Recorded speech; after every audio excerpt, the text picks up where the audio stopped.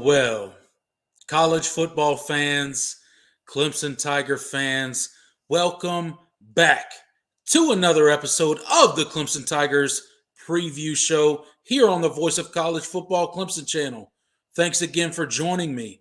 And ladies and gentlemen, it is week 11 of the college football season, week 3 of November, week 3 of championship phase of Clemson's season. And let me tell you, do we have a matchup for you today? We are going to discuss Clemson versus Miami. Number 9, Clemson versus Miami.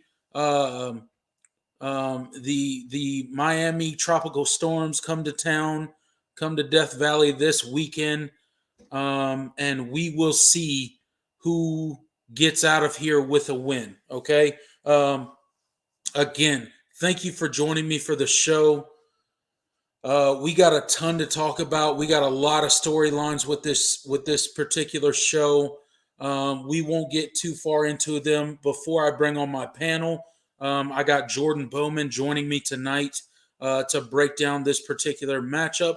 But before we get into that, let's talk about the channel a little bit, okay? So we do 2 live shows a week here. This particular panel consists of me, Jordan Bowman, and then sometimes DeAndre and Smitty. But me and Jordan Bowman are kind of the mainstays here. So I've talked to you guys about it in the past. Please like, share, and subscribe to the channel. Okay. We are looking to hit 4,000 subscribers before the end of this season. Okay. We're running out of time, but we're getting really close. Okay. I think we're maybe 50 or 60 subscribers away from hitting our 4,000 subscriber goal. So if you guys could help us out with that, it'd be greatly appreciated. Okay. Also, if you want to share the video, please do so. Please share it with your friends, share it with your family, share it with rival fan bases, whatever you got to do. Get our video out there. And then also hit that like button. It helps us out on the live videos. YouTube's got their algorithm thing. The more likes, the more the live stream gets out there. So that's greatly appreciated as well. And then last but not least, if you want to support the show monetarily, you can use the super chat feature throughout the show. We'll react, we'll respond, we'll put your comment on the screen, and me and Jordan will talk about it. Or you can click the links in the description of this video and contribute to the channel that way. Or also under me, I have a little bar scrolling across my screen telling you where you can contribute to the channel as well. Okay, so now that we got that out of the way, we will bring on none other than my co-host, Jordan Bowman. And Jordan, thank you for joining me again tonight. How you doing? Feeling good, man. It's hard to believe we're in the second to last week of the regular season. Yeah, man. Third week of November. We're hitting the home stretch here, and it feels like the season's gone by really fast. So yeah, can you believe it, man? Like it's hard to believe. It literally feels like yesterday that we were talking about fall camp and all that kind of stuff and opening week and week 0 and oh man, there's no good games on this week 0. Week 0 sucks, right?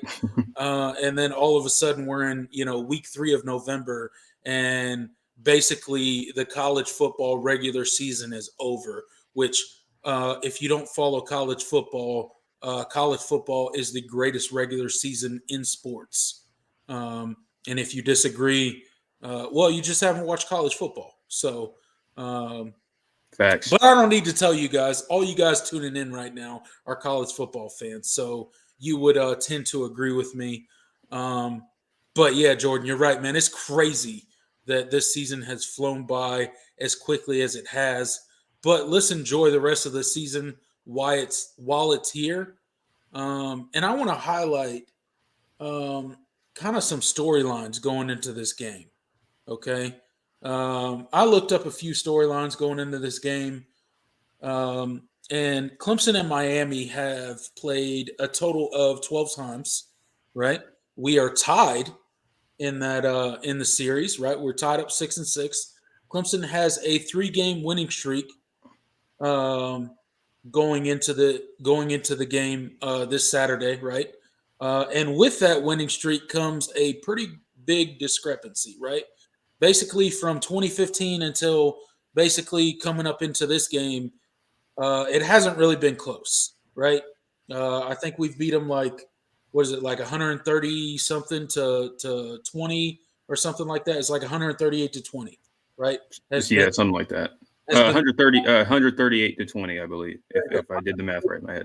Has been the combined score of the past 3 Clemson and Miami games, right?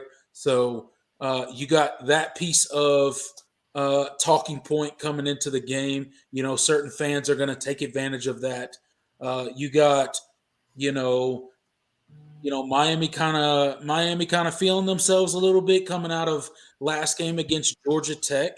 They had that freshman, what's his name, Brown? Ja'Carri Brown. Ja'Carri Brown, right? He threw 3 touchdown passes, which, hey, true freshman coming into a game. Probably didn't think he would play this year, especially with Tyler Van Dyke being at Miami this season. But he came in, he threw 3 touchdown passes, had like a crazy completion percentage, like over 70%, I think, through 3 touchdown passes. So, Miami's kind of got that going for them. They're riding a little high. They're thinking maybe they found their dude of the future. He's a mobile guy. He can kind of hurt you with his legs, which Clemson has struggled with at times this season. And then you got Clemson that comes in with touting a 39. I repeat, a 39 game winning streak at home, dating all the way back to 2016. That is 6 years since Clemson has lost at home. That is a crazy stat. I don't care. Look, there will be people, there will be trolls from other conferences and other teams that play against Clemson, and they will say, well, Clemson don't play nobody and blah, blah, blah. They play in the ACC, and it's easy in the ACC. Look here. I'm telling you, if you're touting a 39 game winning streak at home, you're for real, okay? Not only as a team, but as a program overall. So I think that that kind of speaks to Dabo's program that he's built at Clemson, right? They tout a 39 game winning streak at home, and it could push to 41 games before this season's over. So that's a pretty crazy storyline coming into the game. And then we got Clemson looking for their 12th straight 10-win season. A lot of things coming into this game, Jordan. A lot of things coming into this game. 12 straight 10-win season. I think there's only a couple teams that have done that in college football, and it's a pretty crazy thing to think about. So there's a lot of storylines coming into this game. How are you feeling coming into this game? Granted, there's two kind of big brands here. You got Clemson, you got Miami. There's all these records, if you will, on the line. Miami's kind of feeling themselves. They think they might have found their quarterback of the future. What's your thoughts coming into this game initially? How do you feel? Yeah, well, I mean, as you mentioned it, these are two, of the premier brands within the conference, going at it. Obviously, Clemson coming in at 9-1, they've clinched their spot in the ACC championship game. You mentioned all the records that they've racked up and are at, I guess, at risk coming into this game.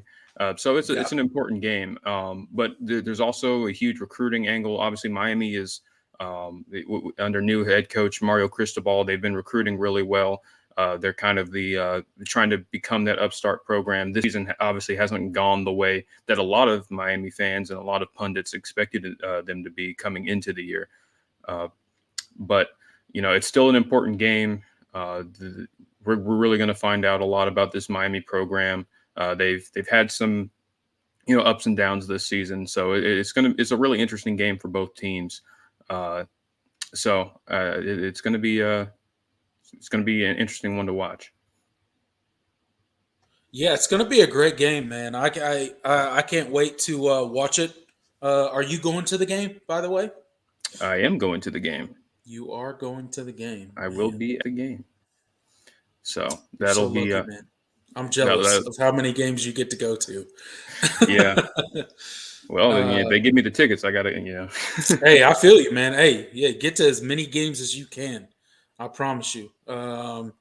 So I know a couple of our other YouTube channels that we kind of mingle with that we're kind of on all the time, Jordan. I know Pigskin Pete will be at the game. Slim Shady Canes will be at the game. There'll be a bunch of different people from YouTube at that particular game. You meeting up with those guys? Yeah, that's the plan. I'm gonna meet up with them. We're gonna hang out. It's gonna be fun.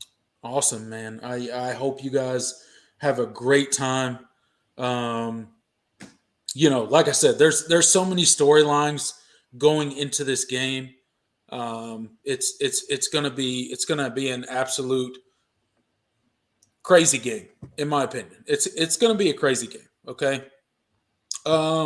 But let's talk a little bit about the college football rankings before we get into the Miami Clemson matchup, okay, and all the storylines that we just mentioned. Okay, Clemson comes in at number 9. Okay, directly behind Alabama at number 8. I know we've talked about it a little bit on this channel and talked about basically Clemson's chances at the college football kind of ending up in South Bend when we lost to Notre Dame. What's your take on that now? Is there a path for Clemson to get into the college football playoffs? And if there is, how likely is it? And what are your thoughts on that? Well, I do think there is a path. I don't Okay. think Clemson controls their own destiny at this point. I don't think winning out and Obviously winning, not. Yeah. yeah, Yeah. I don't think winning out and winning the ACC guarantees them anything. Definitely need some help. Definitely need a team like LSU to lose. They need that they probably need USC to lose. I mean, just looking at where the college football committee has slotted Clemson at number 9 behind a lot of these teams. TCU is still in the way. Obviously, they're still undefeated. Yes. So Clemson is slotted behind two lost teams. So it's clear that the committee um, not think as highly of Clemson after that Notre Dame loss as they do those other teams. So they're definitely going to need some help. Uh, I and that's kind of where there's been a lot of talk about, even if Clemson does make it, is that, do Clemson fans want to see Clemson in the playoff? They haven't, I've talked a looking little bit about that.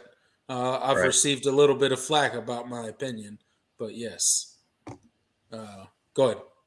Yeah. And I've kind of, me personally, I've kind of gone back and forth on it. I initially was like, I don't want to see a team in the playoff and all that. And, I think there's merits to both arguments. Yes, Yeah. I do. Do I think Clemson is, as they've played right now, would be, ready to play a top 4 team in the country? Mm-hmm. No. But when you think about it from the angle of, well, getting that experience of preparing for, the playoff and playing in that atmosphere, there's a lot of, especially with how new a lot of this coaching staff is, and a lot of and how a lot of these new pieces are in, new roles and all that. I think it could provide some valuable experience if these are the guys, especially at the coordinator position, that Dabo intends to go with moving forward. There is some merit to, just going through that experience, even if you get run off the field. I think it could provide some valuable experience. It won't be fun. It wouldn't be fun in the short term, but it might be something worth, something worth mentioning, later on, is like, oh, well, they got that learning experience. Yeah. So there's kind of I've multiple ways to look at it, but I wouldn't feel good about Clemson right now going into a playoff, setting type, Yeah, type I game. don't either. Maybe I feel better after last week, but maybe that's kind of some false hope as well.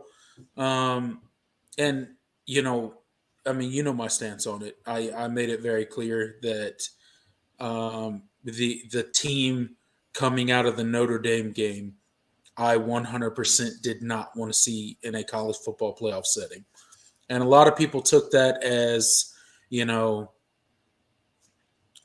whatever they take it as. You're not a true fan. You don't. You always got these fan police out here that are always talking about. You know, I'd rather be in the playoff than not in the playoff, and I would tend to agree with that. But coming out of the Notre Dame game, I felt strongly about I did not want to see that particular Clemson team in the college football playoff. And maybe that loss to Notre Dame has propelled this defense because I mean you look at the defense last week against Louisville and they played completely lights out, right? They absolutely put their head down. They took the criticism on the chin. They heard all the noise and they played physical. They played aggressive, and they looked good. But that's not the defense that we've seen consistently this season. So unless that defense comes out consistently from here on out, again, I don't want to see that Clemson team go and get completely embarrassed on a national stage. I just don't. I mean, it is what it is. Look, you can think what you want about it. Um, I understand going to the playoff is better than going to a New Year's Six bowl. I get it. It's better for recruiting. It's better for, all that kind of stuff. But I don't want to be the Oklahoma of the playoffs. Okay. Right. Clemson has never been the Oklahoma of the playoffs, and I don't want to start being the Oklahoma of the playoffs now. Okay. So that's my point. My point is when every time Clemson has gone to the playoffs, we have been a contender in the playoffs. Okay. In my opinion. Now, granted, we lost in the first round when we had Kelly Bryant as the quarterback against Alabama, and maybe that game wasn't the most competitive game. They kind of shut us down. We couldn't really do much on offense. But at the end of the day, for the most part, you can say every time Clemson has been to the playoffs, they have been competitive, right? So that's what I expect when we get to the playoffs. So can this team be that? Maybe. And it may come down to Tennessee and Clemson for the last spot. So with that, what do you think the committee would do if there's three teams? We won't even go through all the craziness that could result in the three teams above Clemson and Tennessee, right? We'll just say there's one spot available in the college football playoffs, right? It's between Tennessee and Clemson. Who gets in? I mean, I tend to think Clemson, because I think that if Clemson wins the ACC, I think that would propel them over Tennessee. I think the committee would value that. Wouldn't it have to? I don't know if it would have to, but we have never seen a one-loss conference champion not get in the playoff. Well, actually, right? That's not true. I think 2018 Ohio State did not get into the. I believe they were a one-loss conference champion and did not get in. And they got left out for another one-loss conference champion, which was Oklahoma that year. So I don't think a one-loss non-division non-conference champion has ever been put in the playoff over a one-loss conference champion. Yeah, so. I mean, I get it. Tennessee's good, and they can score a bunch of points. And, maybe Tennessee lines up against Clemson on the same field, and they completely blow us out. That's completely possible. I'm not saying it's not. But I'm saying if we're looking at the criteria for the playoff, if you have a one-loss Tennessee, non-divisional, non-conference champion, and you have a one-loss Clemson, conference champion, I don't see how Clemson doesn't jump Tennessee at that point. I get it. They play in the SEC. I get it that, I get all the arguments. The offense is better. They score more points. They beat Alabama. You can rattle off all the stuff you want, but at the same time, isn't part of the criteria to be a conference champion. So if we have the same record and we're a conference champion and you're not even a divisional champion, how then do you get into the playoffs over us? Again, this is a person that's saying, I'm not sure I want to see Clemson in a college football playoff this year because I haven't seen what I need to see out of them to think they would be competitive. So that withstanding, okay, that's my preface to that statement of what I just made.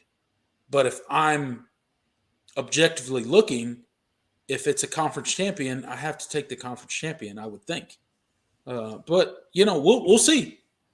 Maybe it'll be a tough choice for the committee, and it'll be an interesting selection Sunday, if you will.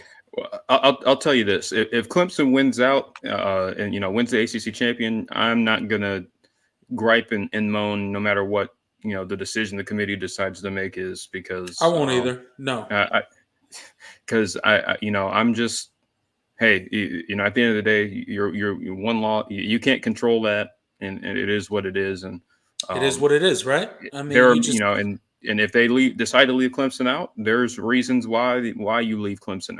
There's a good Yeah, amount of reasons why you leave there will be legitimate reasons why Clemson gets left out. Yeah. And Clemson had their chance. They should have Right. never lost against a one-dimensional Notre Dame team. Right. So that's on Clemson. That's Yep. not on Especially anyone else. losing as bad as you did. That's You got run on off the field. Clemson. You literally got blown out by a one-dimensional Notre Dame team. Okay, so they have no one to blame but themselves. Right. Philip Brister can't stand the fan police. I know. Yeah. Me either. I can't stand them either. As long as you're not like personally attacking coaches and players and all that. I mean, look, I mean, you can have your criticisms about your team. I think the things that I'm saying are valid. I mean, we can agree to disagree. That's not a big deal. Right. But I'm not being outlandish in the things that I'm saying. I don't think.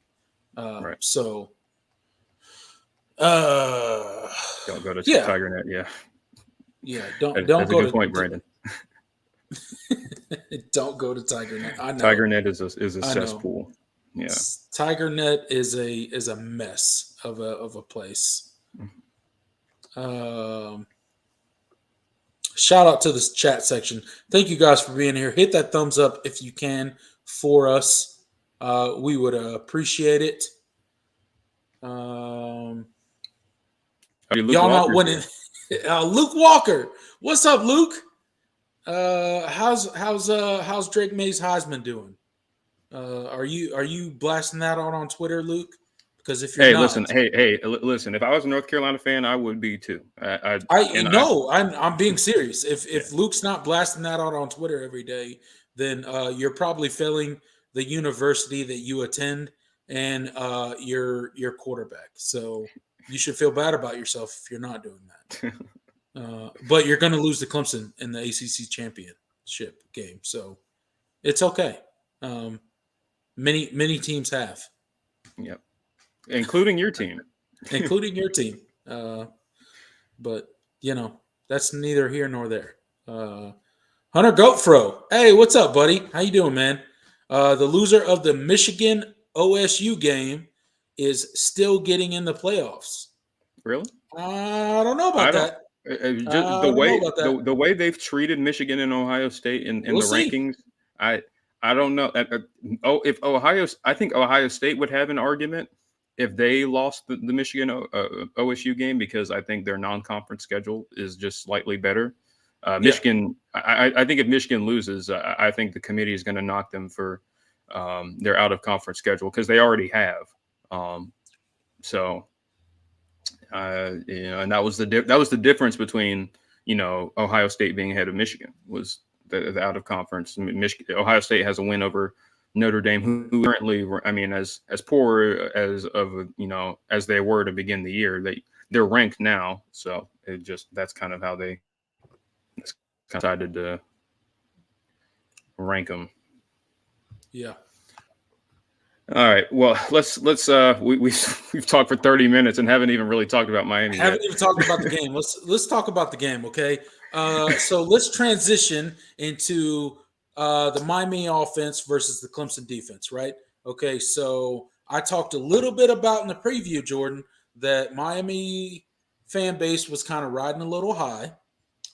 They were thinking that maybe, just maybe, they found the quarterback of the future in what's his name? Brown. What's his first name? Ja'Carri Brown. Ja'Carri Brown. Through it's 3 spelled touchdown Ja'Carri, passes. it's spelled Ja'Carri, which is weird, but I've been told multiple times that it's pronounced Ja'Carri. So okay, I'm rolling with that. Ja'Carri Brown threw 3 touchdown passes, 73% completion percentage in his game last week against Georgia Tech.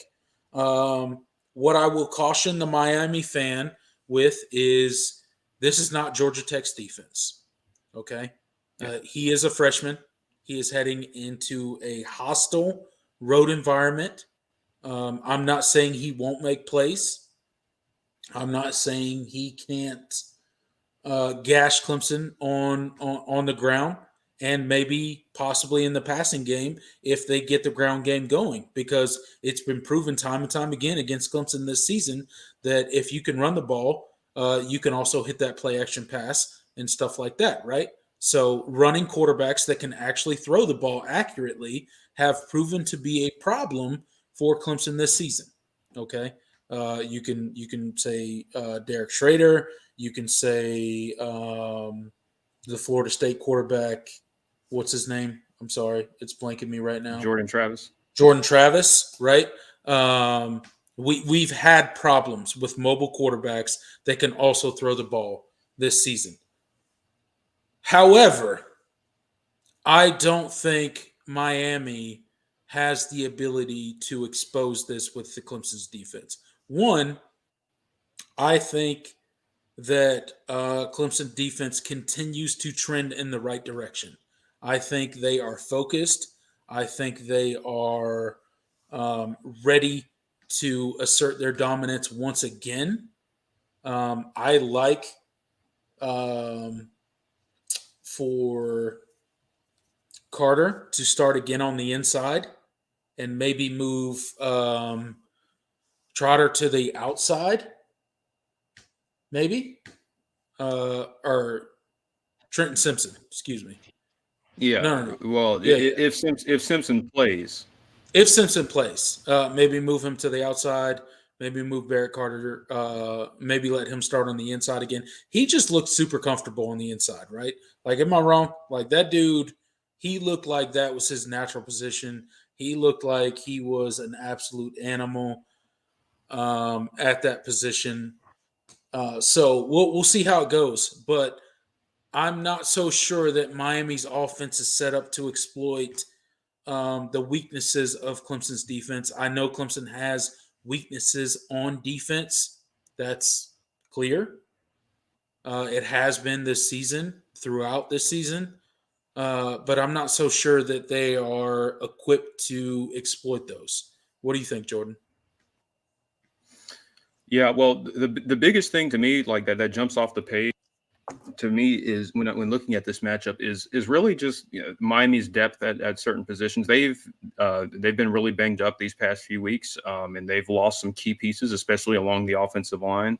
Um, and I think that's gonna be huge. This matchup starts in the trenches, and Miami has, they played pretty well against Georgia Tech. They finally got the ground game running. Jalen Knighton had a good game after struggling for a Yeah. lot of the season. Uh, but this is a whole different animal, and this is the best Yeah. defense that this Miami offensive line has played, and they are not getting healthy at that position at the right time. No. So regardless, I know it's still up in the air whether Trenton Simpson is playing or not. I know he's questionable. Dabo said this week that they were hopeful he would be back. Yeah, Malcolm, he's kind of on that day to day trend, if you right? will. Yeah. Malcolm Green is confirmed to be out for the season, getting surgery on for a groin injury. His groin, yeah, So that's a loss in the secondary as far as depth is concerned. But big time. other than that, Clemson is going to be pretty healthy. We already know XT is out, but so this team is going to be pretty. You're going to see a lot of the same lineup, I think, from the Louisville game. Just depends on whether Trenton Simpson it comes back. And you kind of touched on it a little bit, how Barrett Carter, when he moved to Will, how explosive he looked, and just how dominant he is. And I think that should have been the lineup to begin with this entire season. I get the reason they moved Simpson to Will because for his NFL tape and all that, but Yeah, he hasn't been as dominant and hasn't been as effective as he was last year playing Sam. I think Barrett Carter is definitely the more versatile linebacker and can play in any position. And I thought he kind of showed that last week. So it'll be interesting to see what they decide to do, especially if Simpson plays. If he doesn't, then it's probably just going to look the same as it's going to be the same lineup as last week. But yeah, this is not. I don't think this is a very good matchup for Miami's offense. I'm not. They're going to be able to hold up front, and if they can't get the run game going, it might be a long day. I think Jakari Brown is going to have to extend plays with his legs. He's going to have to be a factor in the run game. We haven't really seen his ability as a passer yet. He has I watched a little bit of his tape from high school. He has a nice arm, but he hasn't really gotten a chance to really throw it, sling it around. We don't know how good he is at this level yet. So if I'm Clemson, I'm selling out to stop the run and seeing if he can beat us, because I don't think this Miami's offense. I don't the skill players aren't overly impressive. Yeah. I, I think the most impressive has been transfer wide receiver Colby Young. He's kind of come on for them in the last few games, and he's kind of been a big target for them. They also have a really nice tight end in Will Mallory. Had a slow start to the year, but he's gotten more targets this year, and later in the year, he's caught a couple touchdown passes in the last few games. So I think those are the two Miami receivers that are pass targets that if you're a Clemson fan, you want to keep your eye on. Obviously, Frank Ladson is making his return to Clemson as well. And he's kind of carved in a role. He's a regular starter now too. So that'll be interesting, getting to play against a lot of his former teammates. But all in all, I think the way Clemson plays this, I think you still have to stop the run. I think that's what Miami's going to want to do. That's what Josh Gaddis, their offensive coordinator, is going to want to do, is establish the run. So I think Clemson just being fast and aggressive, kind of like how they were against Louisville, I think that will be the recipe for success. Yeah, I agree. If I was Clemson, I would absolutely shut down the run. I would dare them to pass the ball, and I would bring pressure and try to rattle that true freshman. Do you know if Tyler Van Dyke's going to be remotely healthy for this game? I know they tried to bring him in against FSU, and he lasted, next to nothing in the FSU game, and they got kind of blown out. Do you know what his status is coming into this game? I don't know his status, but I doubt we see him. Yeah, I don't. They've been kind of under. I think they're going. Jakari Brown. He's played well the past. When he's come in, he looked solid against Georgia Tech. right. Didn't turn the ball over. Was efficient. Didn't and was effective in the run game. So I think they're going to roll with him. I think that's who Clemson has been game planning for this week. I think that's who you should expect to see start for the Hurricanes on Saturday. I think it's going to be pretty straightforward, the game plan. And if Jakari Brown beats you with his arm, so be it.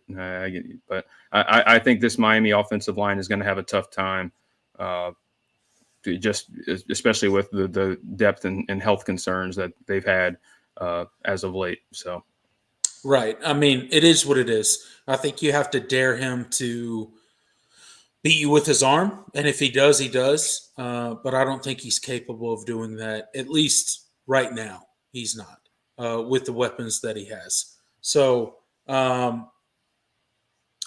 I think Clemson's defense. I mean, they were super aggressive last week. I think it'll be much of the same this week.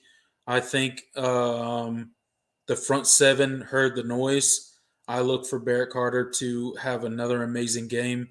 I look for the defensive line to have another amazing game. I mean, Brian Brzee, Tyler Davis, I mean, all those dudes up front had amazing games this past week. They really responded to the adversity. They responded to the fact that they got manhandled up at Notre Dame, and they took responsibility. And that's really what you want to see from your players, right?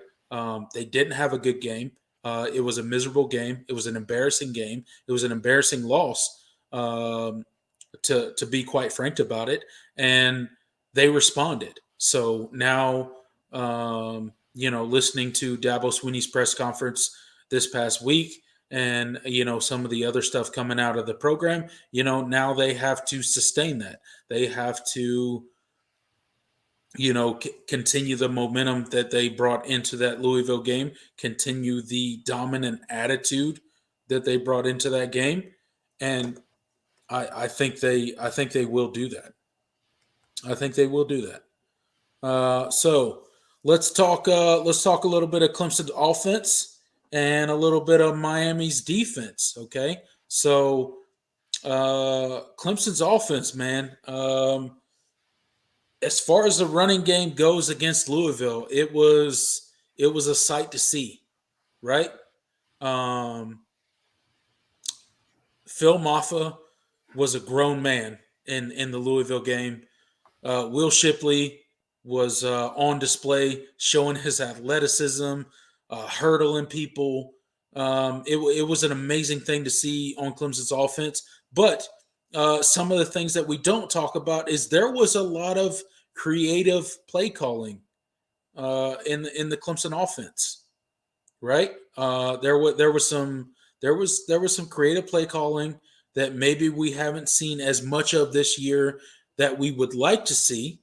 So what's your feel going into this Clemson offense versus Miami defense matchup?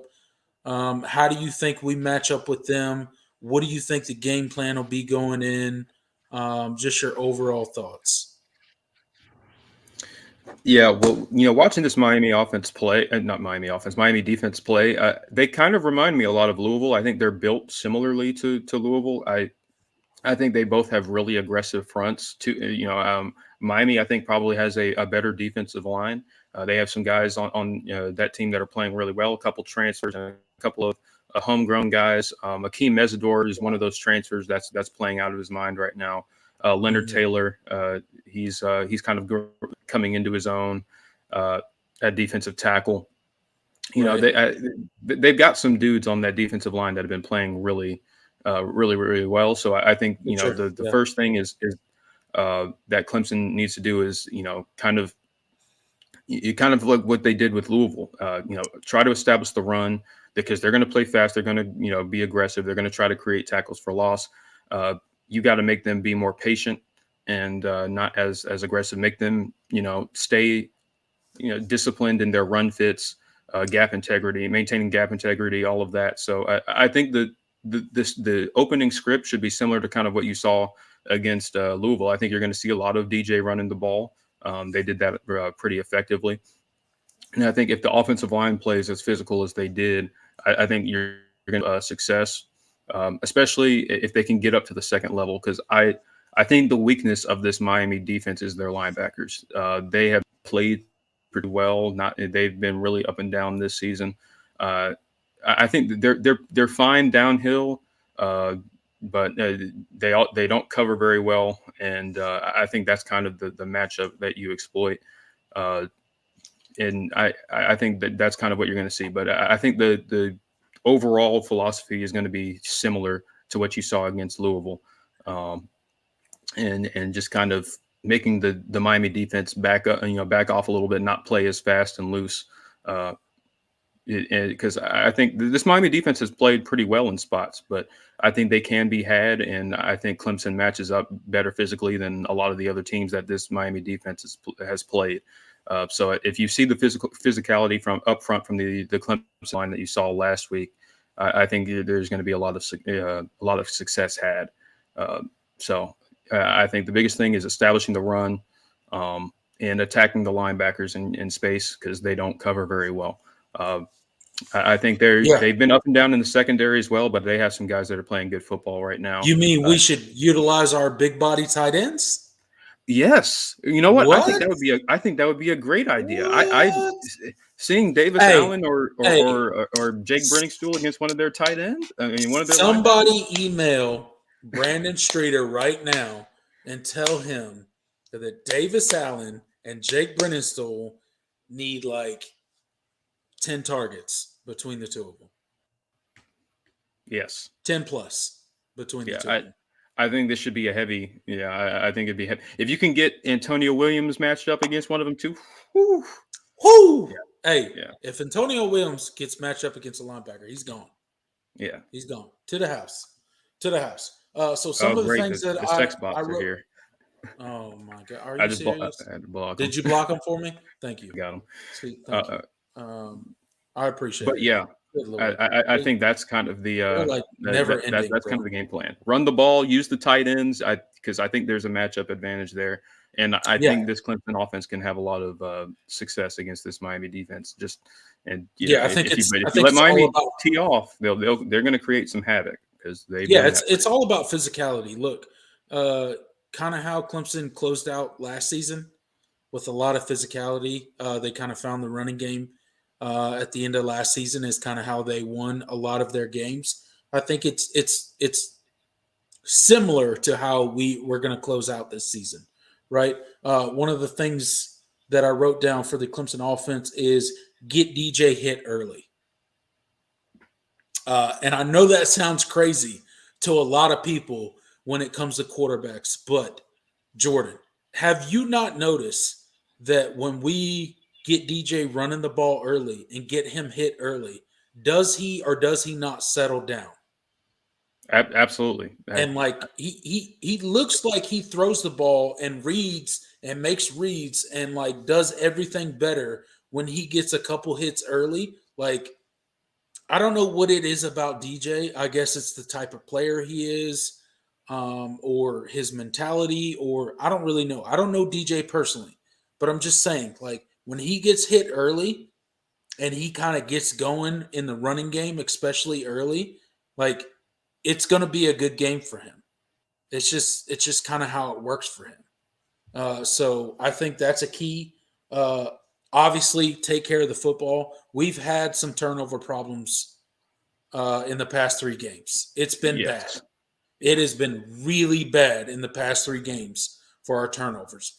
We cannot continue to turn the ball over how we have in the past 3 games and continue winning football games. So we have to clean that up and then run the freaking ball. Run the ball. We have Phil Maffa. We have Shipley, and we even have Pace. I heard Dabo Sweeney say Pace could have played last week. So that means, do we? Do we see a Pace sighting this week, Jordan? We Do might we see a see couple it? Do carries. we see a Pace shout sighting this week? I hope I, we do. I hope we I do hope. too. I hope we do. But you make those are great points, and the stuff I said about the stuff I said about the linebacker. I don't think they tackled very. It just I. I think that getting the ball to, especially, I think this is a game that Phil Maffa, kind of like how he did against Louisville. I think this is a Yeah. game Phil Maffa could have a lot of success, Phil just Maffa because his had a contact balance, the way his 15-second physical running. carry Yeah, in the Louisville game. yeah. Let me know is there another back in the country that has had a 15-second carry I mean, if out, it's not like a house call, outside I of a don't know. house call? Obviously, I'm talking about like in the pile, like driving his legs, 15-second carry because that's what it I don't was. know if I've seen it. I've never seen it before because it was crazy. Okay, and him and Shipley together. Um, I hope Pace can get back in the rotation this week and maybe get maybe 5 or so carries, at least get a few, get his feet wet this week. I That's what I would hope, but maybe not. Um, but at the end of the day, Clemson needs to be physical, man. They need to assert their dominance. I think we can be the way more physical team. And I don't think there will be anything that Miami can do about it, honestly. And then take our chances in the passing game when the opportunities come.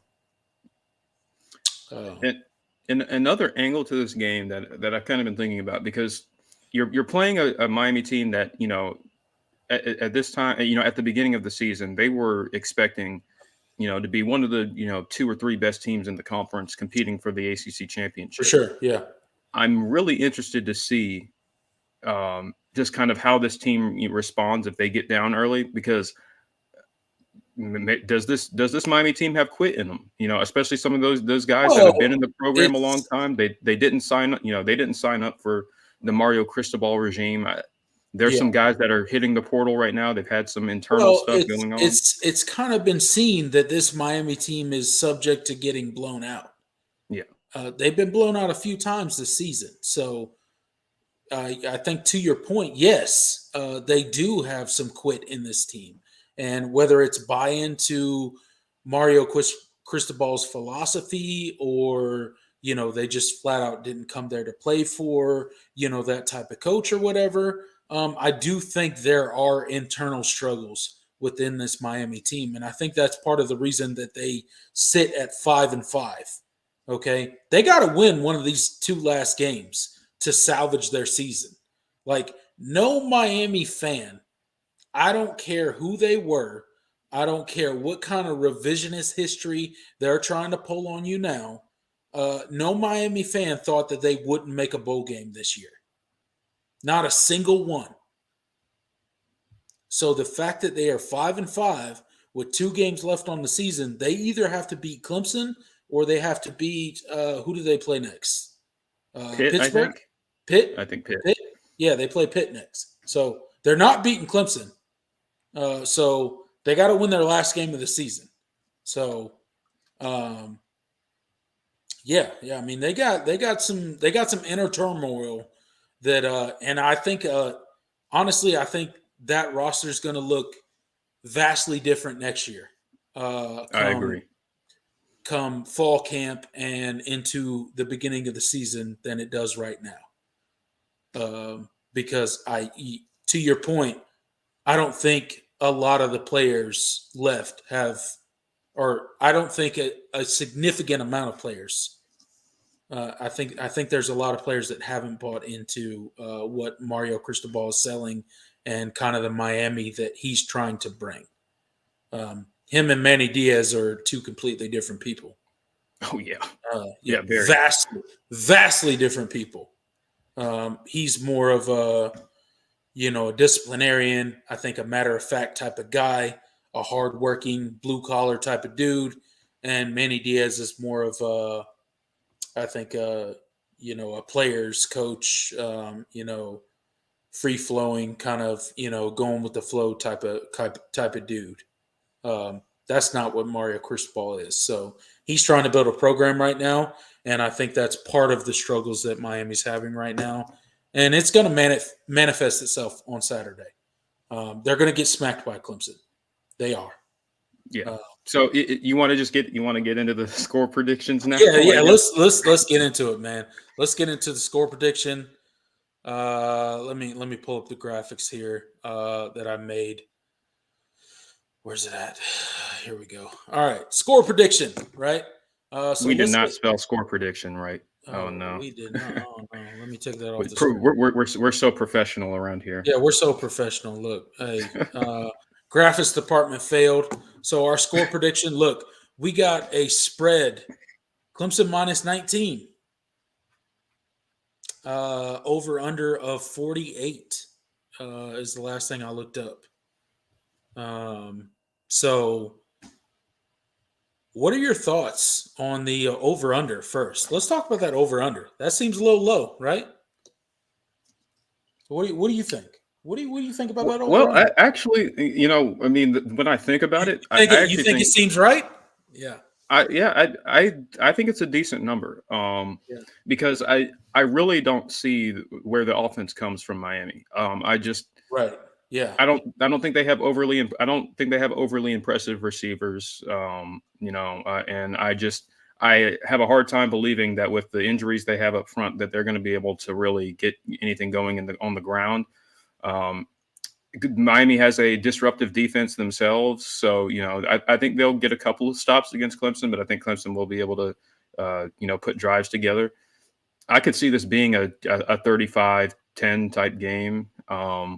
30-10. I think Clemson gets into the the 30s, and it's hard for, like I said, it's hard for me to find the offense for Miami, especially game being on the road. And if Clemson gets up on them early, I think you could see some quit factor. I don't know if they win like 45-3 was like Florida. I don't know if an offense that has that explosiveness. 45-3. Yeah. Yeah, I don't but think so. it's it's going to be it's hard to find the offense for Miami here. I think Clemson wins. And I guess since I said those scores, I think Clemson covers.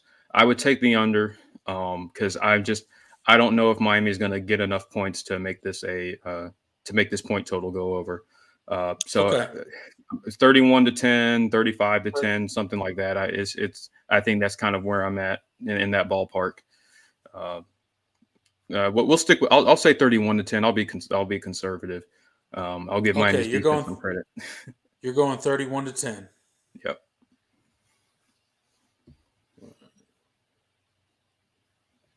All right, so you're going under. I'll go over. Okay. I'll go 41-10. It's been a while since we haven't gotten to 40 points since the. I'll go 41-10. When's the last I time we don't. scored 40 points? Was it I guess it was the Wake Forest game.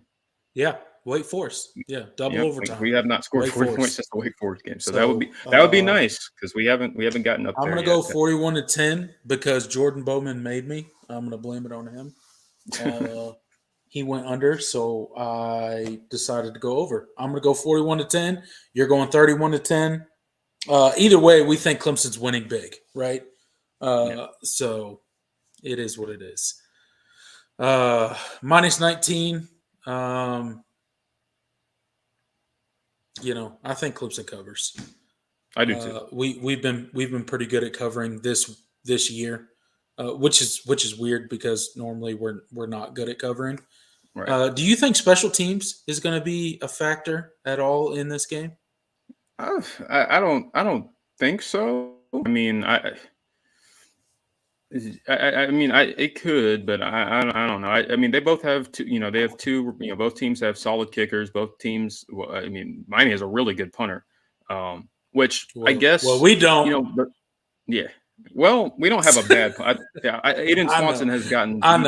He's played really well. I know. I think he's really getting into it. But he's all right. Yeah, but I guess when I think about it, maybe Miami could if they can flip the field. If Lou Headley hits some deep punts that inputs Clemson into backs Clemson up, that could lead to some every time I think Aiden Swanson is like a good punter, we play somebody like Louisville, and then like their punters like punting the ball like 50, 60, 70 yards. And just like, it always happens. I'm just Never like, fails. Bro, where is this at? Like, where do they get these punters at? Because we don't ever have them. Like, every team has a punt god when they play Clemson. It doesn't matter how good they've played the rest of the year. How does this happen? Like, they just it's a gift. It's really amazing. But no, I think this is I don't know if special teams is going to play a huge factor. I mean, maybe field position. I didn't think so either. I was just we got to talk about the third phase of the game and eventually, or else everybody else will be sad about it. This is not the Texas post game. No, it's not. I messed up and hit that. Sorry. This is the Clemson Tiger pregame show. Indeed it is. So we both in agreement think Clemson wins pretty comfortably. I guess the last thing is how much of Cade do we see? Well, that's going to really depend on the score. I think if it gets away from Miami, like I think it will, I think we could see Cade hopefully in an entire fourth quarter. That would be my hope. I would hope so too. I really think we need to start getting Cade some reps in the game. We need to start and not only reps like not like Georgia offense reps where he hands the ball off, right. 13 times and then goes to the locker room. We need to run our offense, okay? And I know there's some criticism that will come with that, but I think if we put the twos in or if the backups come in and we put Cade in at quarterback, I think we need to run the same offense that got us to whatever score that it was when they took over. You know what I'm saying?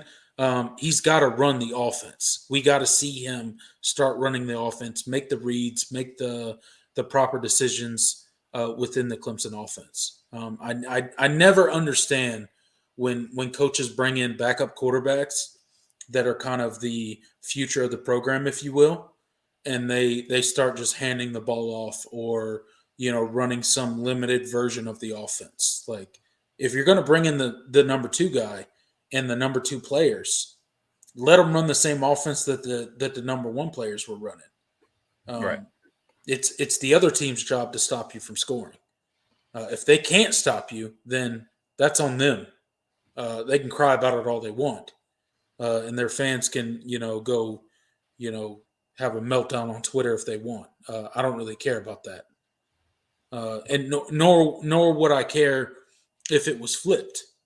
I would never expect for a second string offense to come in with their second string quarterback and try to not score if Clemson was a completely terrible team and couldn't stop anybody. I would never expect that.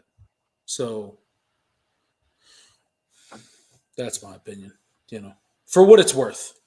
For what it's All worth. right. What? I'm gonna hit you with a question. Actually, a couple of Okay. questions. Okay, go ahead. Who will be Clemson's leading receiver in this game? Who will be Clemson's leading receiver in this game? Well, if I had to guess, it's going to be one of two people. It's going to either be Antonio Williams or Davis Allen. I like it. Those were my two as well. That's my two guesses.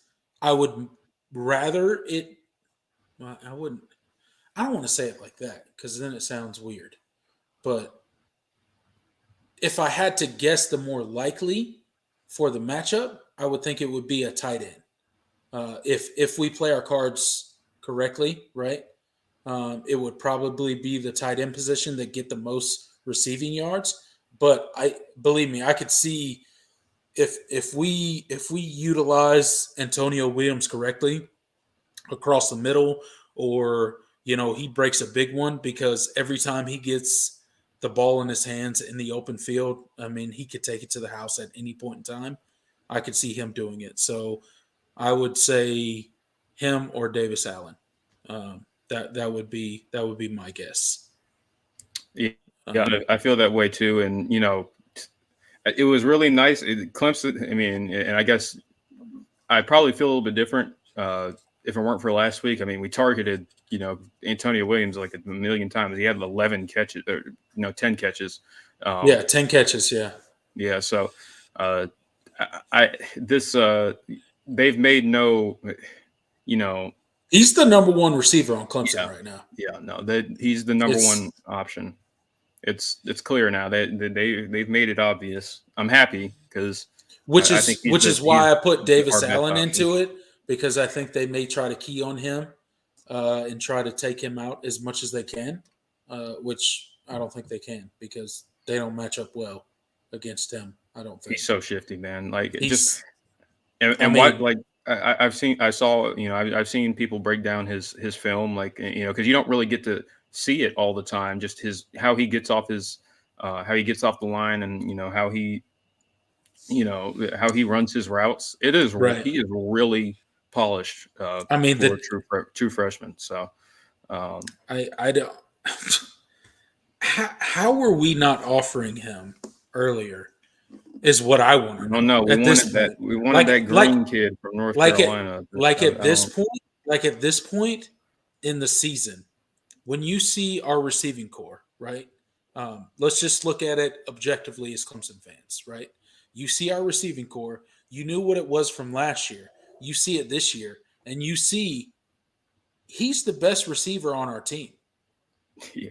And there's literally no coherent argument that you could make against it. Yeah. And the sobering thought of that is our coaches weren't recruiting him first. Yeah. I mean, we were talking to They, him. Like it wasn't they like were talking to we him, didn't just but show up and just. but But let's be honest, he was a backup plan. yeah, That's it's interesting. I don't Yeah, know. That's interesting, man. Like that's and we had. I mean, and it's not like people didn't realize.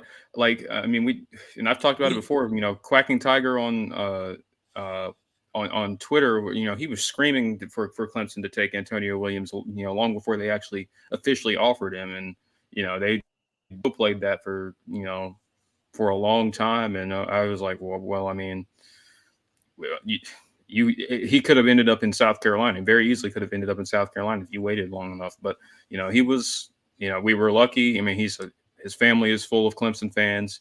His mom, especially his thank mom.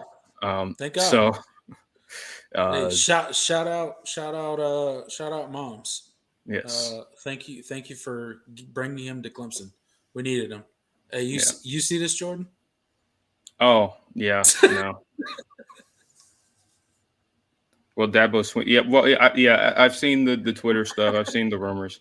Um, Oh, there's not an article that Dabo was at Auburn this past y'all weekend. better stop playing, bro. There's Y'all a better stop playing. there's a rumor that Dabo Jesus Sweeney's Christ. representatives reached out to Auburn to gauge interest. Which honestly, to that I believe, because that's a lot of a lot of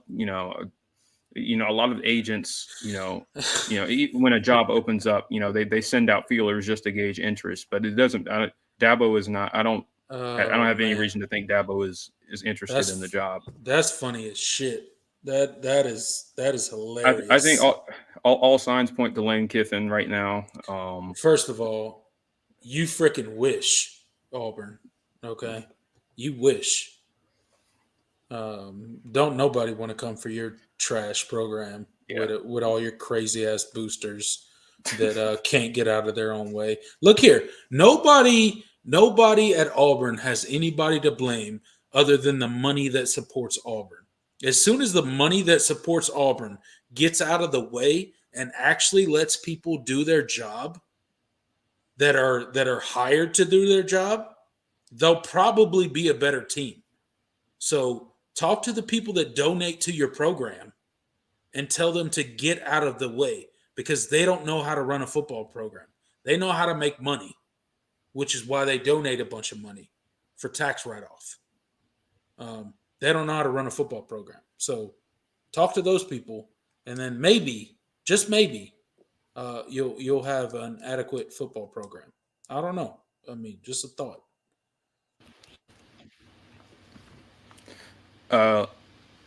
Next next question: who leads us Yeah, in rushing yards? Shipley or Maffa? Shipley. Shipley's got like almost 900 yards, right? Yeah, he does. But Maffa led us last week. He had more yards than Shipley. I don't know. This might be a huh? I thought you were saying on the season. Is it Oh close? no, I'm saying who has against Miami? Who leads us in rushing yards? No, Oh, I know Shipley is our leading rusher on the oh, year. okay. Yeah, Okay. I thought you were asking me like the leading rusher on the year. I was like, oh, that's easy, Shipley. yeah. Oh No, yeah, I he's meant like against Miami. I should have been Hmm, more specific. that's a good question. I don't know. Now you got me second guessing myself. I would have said Shipley, but hmm. I'll still go Shipley. I'll still go Shipley. I tend to agree, but I really hope we see a lot of Phil Maffa.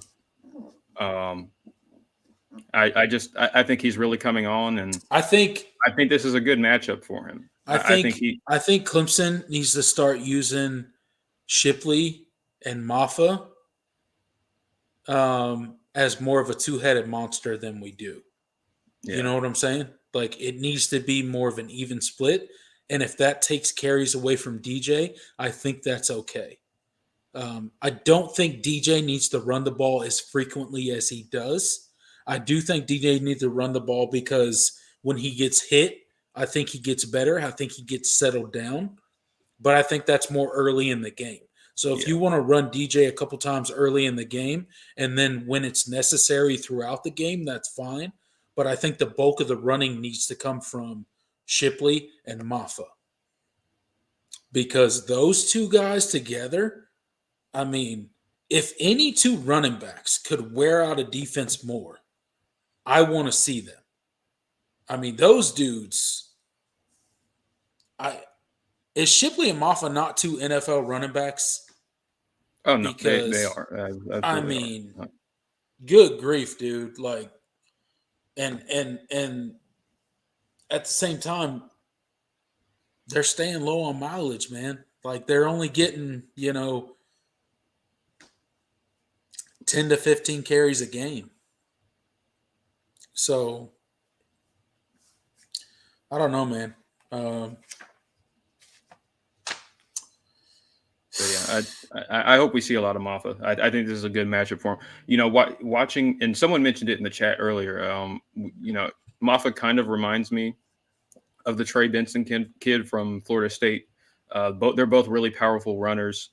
They have good speed. They don't have like breakaway speed, but they have really good speed, really good contact balance, and they're very powerful runners, hard to bring down. Um, and Trey Benson absolutely ran all over Miami.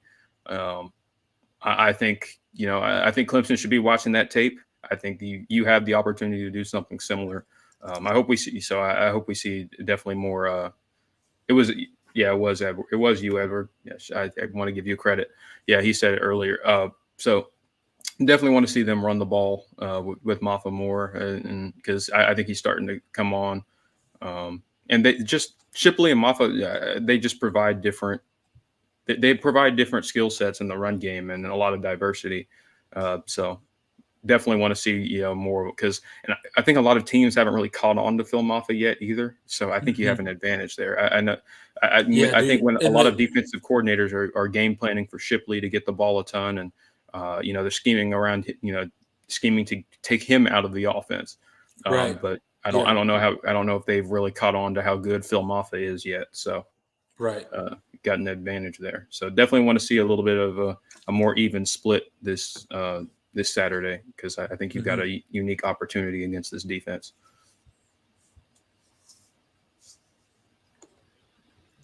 Absolutely, man. All right, let me get you out of here. Not doing that. What happened?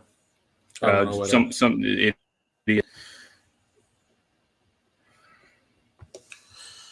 All right. So you think Carter starts on the inside this week? If Simpson isn't playing, absolutely. I'm really If interested to see what Simpson, he. if Simpson is playing, do you think he should start on the inside this week? Where I don't like. I don't think he should play. I think they should move him back to Sam. That's what I think. I think that's where he plays best. He's allowed to play freer. And right. So why wouldn't you make the switch and just put? Well, that's what I would do. I don't think they ever should have moved him to begin with. I understand why. I've heard the reasoning for why they did it, but I think the Wes Goodwin and that defensive coaching staff. I think they kind of outsmarted themselves and overthought it. And do you think they kind of saw the light last week? I hope they did. When you saw Barrett Carter, yes, okay. Has Barrett Carter been the best player on Clemson's defense this year? I think so. I believe so as well. Did he look significantly better last week in the position that he was playing than he has looked all season? I think so. I think so too. So yeah, that tells you something, correct? Like he's been the best player on Clemson's defense, in our opinion, for whatever that's worth. But he looked even better last week when he, I think, played his true position that he was meant to play. I hope. We'll see. But I hope they saw the light there. when it comes to the Clemson defense. Um, did you watch Dabo Swinney's press conference this week? I saw some of it, and I picked up on some of the quotes later on about stuff he said later. Did you pick up on the quotes about the running backs? What? About how basically they're the best position group on the team, that they're basically carrying the team. Oh, It's pretty well, much I believe it. pretty much Where what he said. I mean, where would this offense be without them? Which is crazy, Yeah. and which goes more into the question marks, if you will, on the offensive play calling and how the running game has disappeared in the offensive play calling at certain points in time this season. So I think we all see it, is all I'm trying to say. I think we all see it, including Dabo Swinney, which of course he sees it because obviously he's the most qualified person here when it comes to looking at football games. But I just thought it was interesting that he threw out that comment, and I can't remember if it was on his Wednesday Q&A type thing, or if it was His call-in on, show. yeah, not his call-in show, but you know how on Wednesday, like after practice, Oh, he'll answer, the post practice yeah, his presser. post Yeah. practice presser. I can't remember if it was that one or when he did his traditional Tuesday press conference. I don't remember which one it was, but he made a comment that was basically, the running backs were, um, kind of the best position group on the team, which we know. I mean, and his argument was, what you're going to get every week from those guys, Yeah, and you he's do. not, and he's not wrong. Like they're consistent. You know exactly what you're going to get. Phil Maffa and Will Shipley are going to literally ball out every week. And they're just So more important. They give you 100% every week. 100%, yeah, and They both that's they one of the both run things he hard. was talking about is the effort that they give you. Yeah. So yeah. Um, do you think our defense continues with? I mean, because if you looked at our defense last week against Louisville, I mean they looked hungry. That defensive line looked hungry. That front seven looked hungry. Do you think that continues throughout the rest of the season, Yeah, I or mean, you think I think so. you think that I was think just a little spurt coming off the loss? I mean it's possible, but I would hope they I think they continue it. I think especially knowing that they are I think they should smell blood in the water because I think Miami up front can be had, um, and I think they should have the mindset that they're going to go out and dominate because that's Yeah, I um, think they could stunt the growth of this yeah. So Miami yeah. QB. They could really uh, regress all this hope and what's the word I'm looking for? This hope and optimism that the Miami fan base is feeling right now. They could really like put a stop to all that. Yeah. Um, So I think they they definitely need to yeah, I mean, yeah, just come with if you come with the same mentality you did against Louisville, I think you should win. I think Miami's going to have a very long day offensively. So yeah. yeah, I think that's the key. So Miami getting bowl eligible this year? Ooh. Well, I obviously don't think they're beating Clemson, so Yeah, they would need that. obviously, They would obviously. need that. They would need that Are Pitt they game. beating Pittsburgh? I guess is what I'm asking. I don't think they do. Mm, And I think mm. because it's a similar matchup problem. Pitt has a fantastic defensive line. I do think they'll definitely have more success against Pitt's offense because their Pitt's offense it's been better the past couple of weeks, but it hasn't been good over the course of the entire season. So I Right. think in that respect, yeah, I think that game could be a tight, close game. Um, but Where's that game being played at? Let me look that up. That might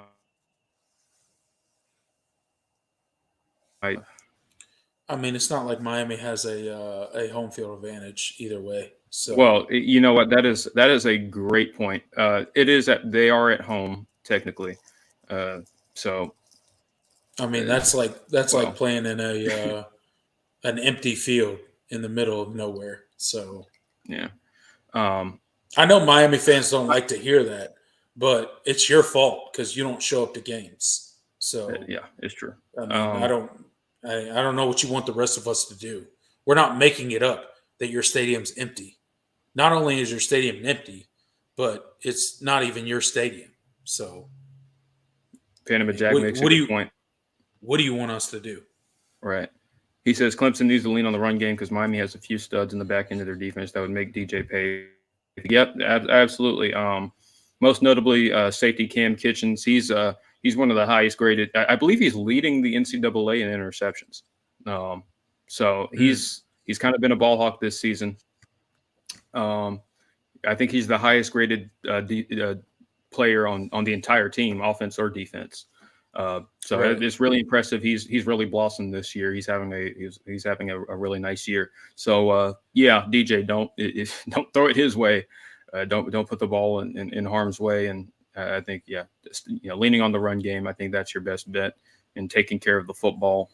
And I think you should be okay. Yeah, absolutely. Let's see. What else? Um, all right, Mason Trotter. Oh, I guess we got to talk about that. Yeah. Yeah, we do have to talk about Mason Trotter and his retirement, if you will, from football. I guess he had a surgery earlier in the year and a back surgery. Then it looks like he's not going to be able to return um, to football, not only for Clemson but never again. He can't play the game of football ever again, which is really sad for him because I'm sure he's kind of worked his whole life, obviously to get recruited by a team like Clemson and to be on a team like Clemson for as long as he has is quite the accomplishment in and of itself. But I'm sure it comes with, great disappointment that, he can't finish his career in the way that I'm sure he wanted to. So shout outs to Mason Trotter. Another blow to Clemson's offensive line. Another blow to it seems like it just keeps coming, right? Especially on the offensive line, with the surgeries and the not only season ending but like career ending injuries, right? On the Yeah. offensive line for Yeah, I Clemson, mean, if right? Hunter Rayburn, obviously, Right. this offseason, and those are two of the guys that repped a ton at center last year, and those Yeah. are two I guys they're going mean, to miss. it's crazy. Good thing is Will Putnam is coming back, so at Right. least you'll have and I went back and did this. This next year will be the first time since 2018 that Clemson has had a returning starter at center. Well, that's amazing. Uh, Yeah. um, so what do you think Clemson will do with the offensive line position? Do you think they'll go to the portal or they're just going to do Well, traditional recruiting? I don't know. It seems like Dabo's really happy with where they're at, even with I guess even with that loss. I would hope he would at least go and get one guy, because you're gonna. I mean, if you have injuries at that spot next year, you're gonna be relying on a lot of young guys. And the backups that haven't really seen a lot of time. We haven't really seen them, especially at the guard position. Yeah, We actually we haven't really seen it, at the tackle either. none of them. We've got this, but we just haven't seen a lot of the backup offensive line this year. Mitchell Mays played last week uh, in place of Walker Parks at right guard, but other than that, and he actually played pretty well to his credit. But other than that, we haven't seen a lot of the backups, and so you're just kind of wondering. It's like, man, if we suffer injury there, what do we look like? I mean, Bryn Tucker or Dietrich Pennington is another guy that's in there. We had, a lot of the young. We haven't seen Tristan Lee. Uh, he's He is projected to be the starter at left tackle next year, and he hasn't gotten a ton of snaps. So you're just kind of wondering, well, is he going to be ready when the time comes? I mean, former 5-star recruit. So, it's you hope Yeah. he is, but it's going to be tough replacing a longtime starter at left tackle like Jordan McFadden. So he's going to have some big shoes to fill. So, um, there's going to be some. You're returning 4 or 5 starters on the offensive line, so I think that's really good. But left tackle is a big concern, and depth overall. Just do you have guys ready? Because I think Clemson's been tremendously lucky as far as injury luck has been concerned on the line this year, which was like the complete opposite from last year. So if you have a year similar to last year as far as health on the line is concerned, you could be in trouble if those guys aren't ready. But I don't know. I guess Dabo is going to trust Thomas Austin. He's done a good job with this group this year. They've definitely taken a huge step forward from last year. So maybe is ready, but we'll see. Yeah, we'll see. We'll see what Thomas Austin does with the group. Um, I'm excited. I think he's done pretty good so far. I like him so far as an offensive line coach. So we'll kind of see how it goes. Uh, let's see. We already talked about a little bit of the storylines coming into the game. Um, so let's talk about this home winning streak with Clemson. Okay. Um, it's the longest home winning streak in the nation right now. We come in with 39 games. Again, we don't think anybody's taking it away from us this weekend, especially Miami. So we're obviously going to be at 40. We should be at 41 by the end of the season, rolling into next season, which will be 7 years without a home loss, which is pretty amazing when you think about it. If there's ever a doubt about Clemson having a home field advantage, I hope they reevaluate those thoughts. Clearly, Clemson has a home field advantage. There's a reason we haven't lost here since 2016. Miami won't do it, but we'll move on from that. What are your thoughts? Okay, the bigger storyline I think coming into this weekend is Clemson looks for its 12th straight 10-win season coming into this game. If we get this win, it's our 12th straight 10-win season, rivaling only, I think, I watched Dabo Sweeney's press conference this week. He said only 2 other teams have done that so far, and it was Bobby Bowden's Florida State Seminoles, and then obviously this Nick Saban Alabama dynasty that we are That currently is in. correct. So, what are your thoughts on that? I mean, that's a pretty big accomplishment in my mind. Yeah. I mean, absolutely. I mean, and it's just kind of a testament to um, how dominant Clemson has been just over this last decade. And I mean, the craziest thing is that if it wasn't for Nick Saban in Alabama, I mean, Clemson. This would be considered one of the more impressive runs in college football history. It Yeah. just and it still is. It's just they've been overshadowed by an Well, I mean, we're even we're better ju- we're dynasty. judged against. I mean, maybe the most dominant run in college football ever Absolutely, with yeah. Nick Saban. So So it it's seems it seems lesser, but when you think about it, it's really not. yeah. I mean, when you're in the same company as Florida State was so dominant for a very long time. Yeah. Under Bobby Bowden in the '90s, and then obviously Nick. When you're up there with those dynasties, it's a really good it's a really good feeling. It's a really good accomplishment, and definitely something to be proud about.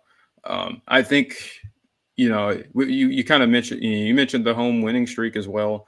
I think I think Clemson last week tied Oklahoma for the longest this century. Yeah.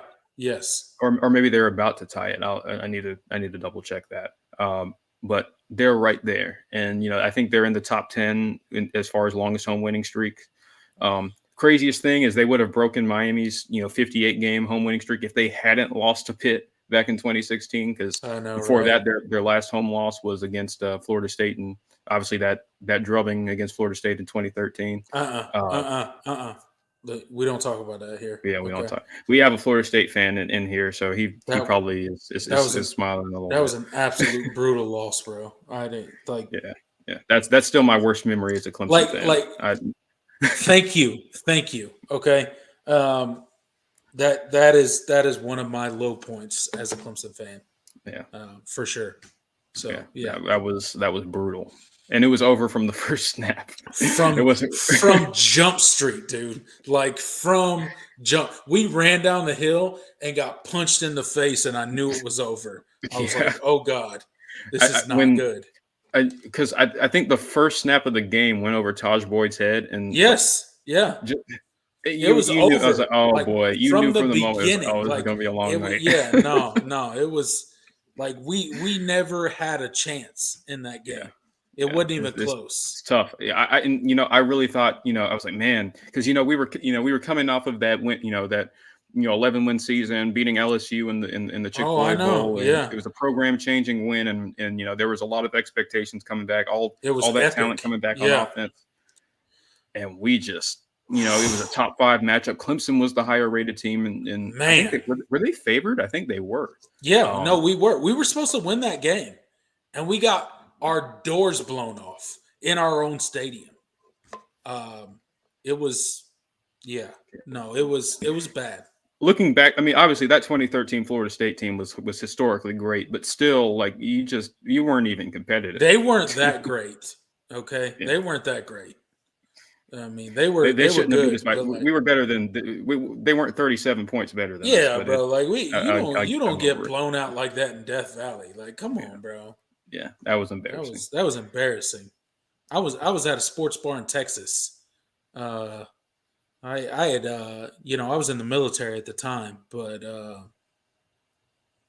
all my friends were making fun of me. That was not a good night. I got made fun of it. That was not a good night for me, man. No, like, that was rough. It was a rough night. I'll always remember that game, and I'll probably always hate Florida State for that game.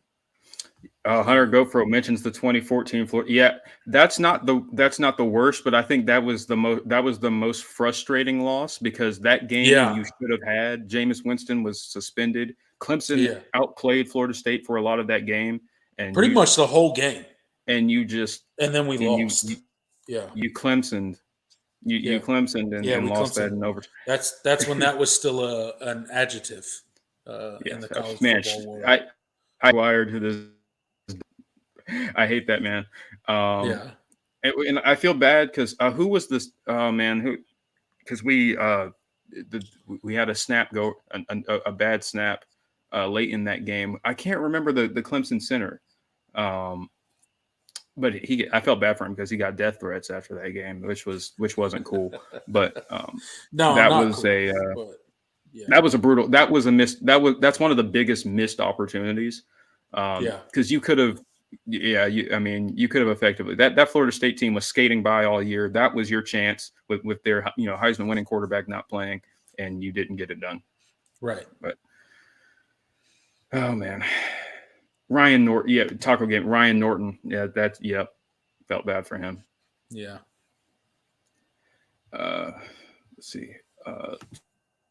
Edward. Yeah, the Orange Bowl loss. Yeah, that was brutal. That's definitely up there as well. It's better in retrospect. It's better in retrospect because it got Kevin Steele fired. You bring in Brent Venables, so I in the moment it was heartbreaking. But it brought so much good to Clemson. So it doesn't. It's definitely like the sting has lessened because I know what it brought. Yeah. But 2013 Florida State, that was just you got destroyed. That was brutal. That was one of the worst. Yeah, that was. I mean, that one of was my worst just sports memories in general. And then the 2014 Florida State, that was probably just the most frustrating game because you should have won that game and you didn't. But it is what it is. Hunter Gofro's got a good one here. Oh yeah, that's one of the most satisfying Clemson wins of. Yeah, the 2015 FSU win was so awesome. Getting that monkey off your back because when Wayne Goldman scored the walk-off did because you beat Florida State in 2011 when you won the ACC for the first time in 20 years and all that. But but Florida State was consistently the better program at that time, and they were the team that Clemson had to get through in those years, and it just you fell short for whatever reason in the last 3 years.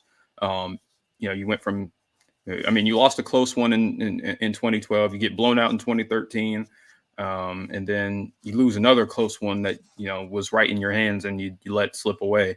And so it was kind of like that release of frustration. Kind of similar to how beating South Carolina back in 2014 was. Look, you finally got the monkey off your back. I'll take Clemson fans all the way back to a game everybody's probably forgotten about. But I went to a Mighty Car Care Bowl in Charlotte, North Carolina, when we lost to South Florida. Oh yeah, Dabo's second full year. Yep. Yeah, I was at that game. So all these people that talk about anybody who's talked about you're not you haven't been through the tough years and yada yada. Look, I've been here since Jump Street, dude. Since the day I knew Clemson was a team, I've been here. So it's I've been here through the lean years as well. Yeah. For all the people who think that I haven't. Or that I'm too young to be here for the lean years, or that I got on YouTube when Clemson started winning. That's not the case. Yeah, no, definitely. Yeah, I'm definitely not the oldest, but I remember we weren't very good. Yeah, no, we were not very good for a very long time. Yeah, so. We're trying not to go back to that. So Tony Cheek says he was at the Jameis Winston game. Oh, I know a lot of Clemson fans that were at that game. I'm sorry, man. I wasn't at that game. I could only imagine. But I was watching it and getting made fun of at the same time. But I'm sure being at that game was worse. That game made me want to curl up into a ball, bro. I don't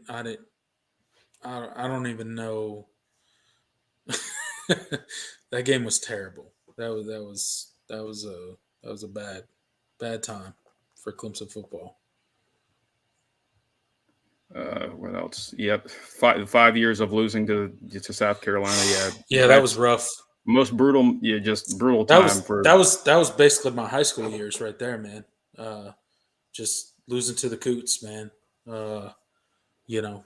Everybody in high school talking crap to me. Yeah. So rough times that And at least because I grew up in North Carolina, so that is living in the state.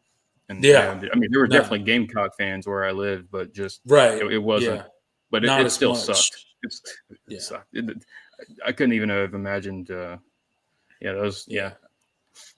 I was a loyal fan, though. I will tell you guys, I was a loyal fan even then. Yes, indeed. Yeah, Todd's boy could never get it done against them. Yeah, unfortunately. Yeah. That's the only thing. He holds all the passing records. Great quarterback for Clemson. I mean, but that's the one real stain on his. His record is just never beating South Carolina. The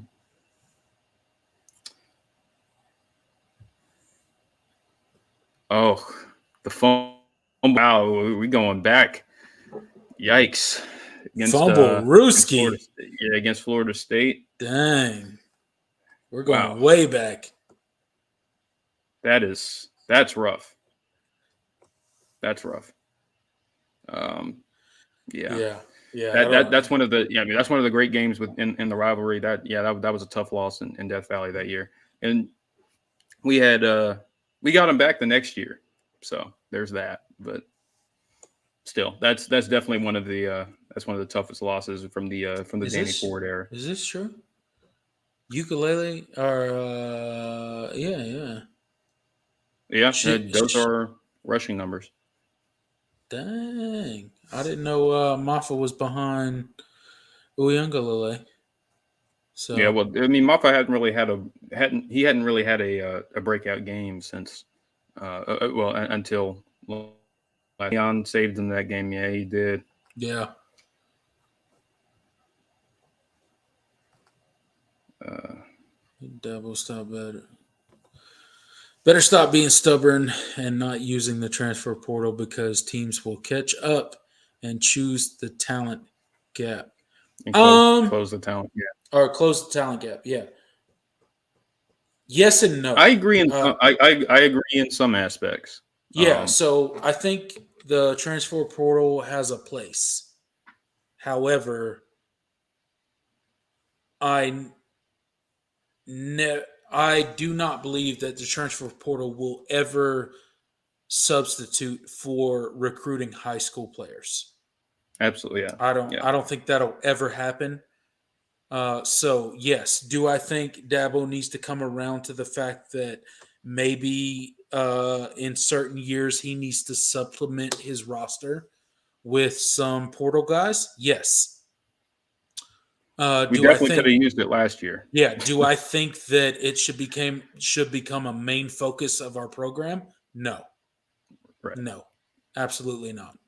I think that's a dangerous game, and I think it's a game that will get you burned more often than not. Just my opinion. But yeah, he should use it more than he does now. Tater, yeah, we were talking so much trash to Dion during warmups. I bet.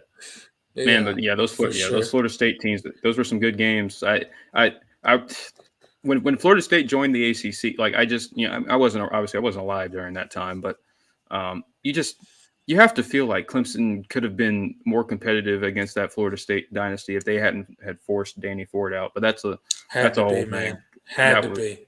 yeah. Because when Florida State, because by the time Florida State had joined the ACC, Ford was out and Clemson was kind of on the decline as a program, and you're just like they pretty much ran on a long stretch of years.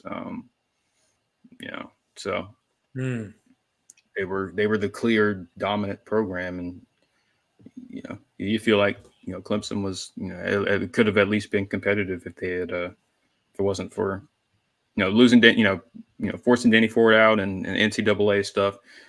yeah, Whole thing. There's a lot of history to that, but for sure. it's in the past now.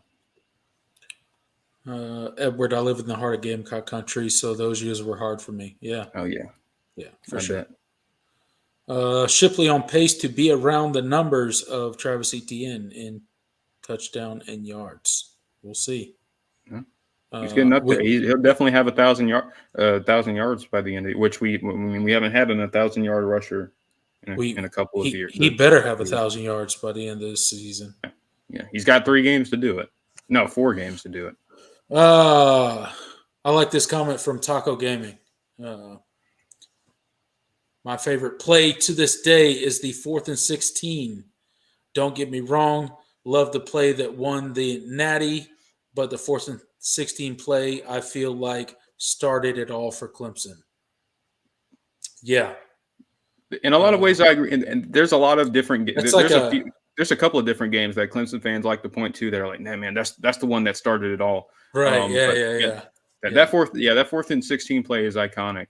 Yeah, and it's funny because that's like a folklore play for Clemson fans. it's funny because people always it's funny that Adam Humphries people say that Adam Humphries was was open on that play.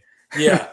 He was wide. They were like, and there's like, I love when Clemson fans like Adam was open. Hashtag Adam was. Yeah, it's really funny. Yeah, when that play is discussed, but that was a huge play.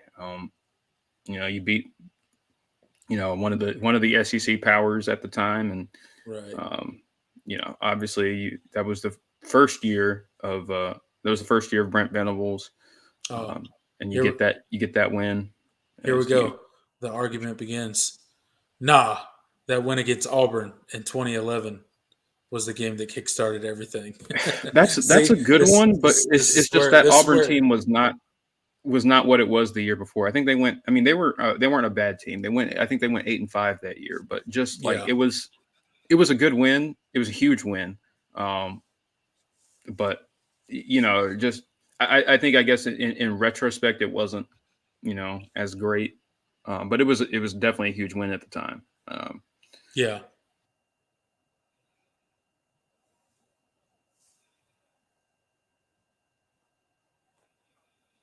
That's the endless argument with Clemson fans. When did it get started?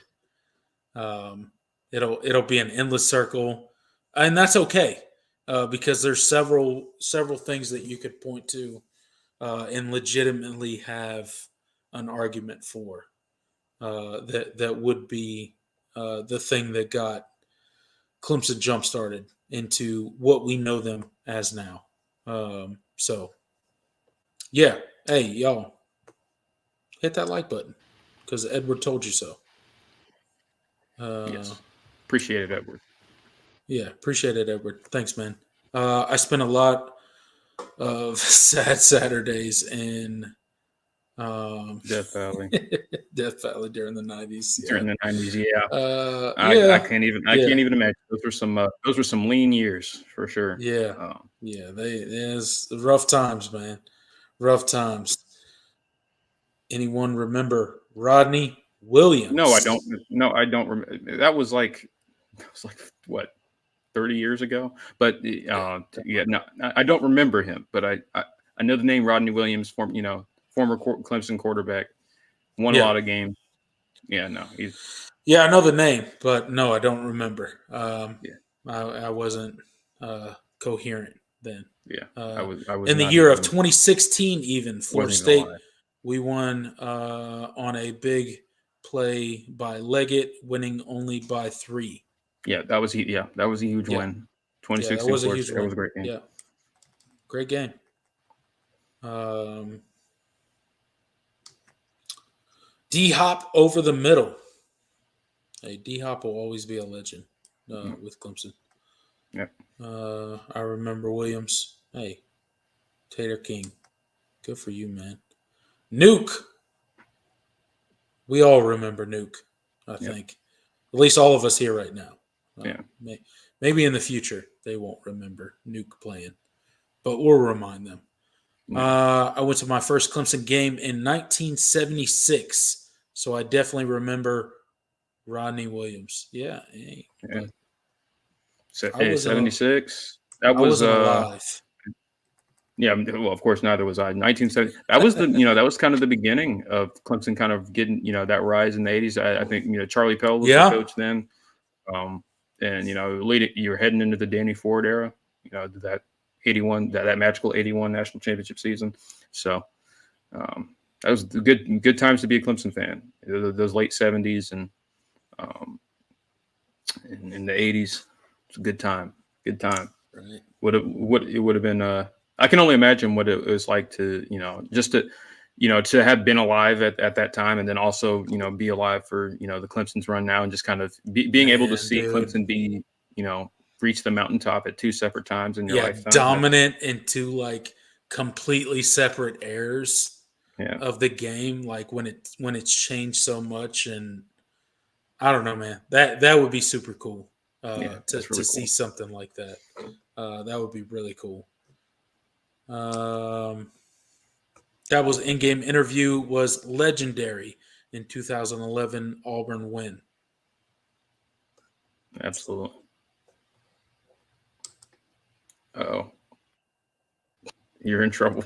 Uh-oh. That's my wife. Hey, babe. You forgot to thank her.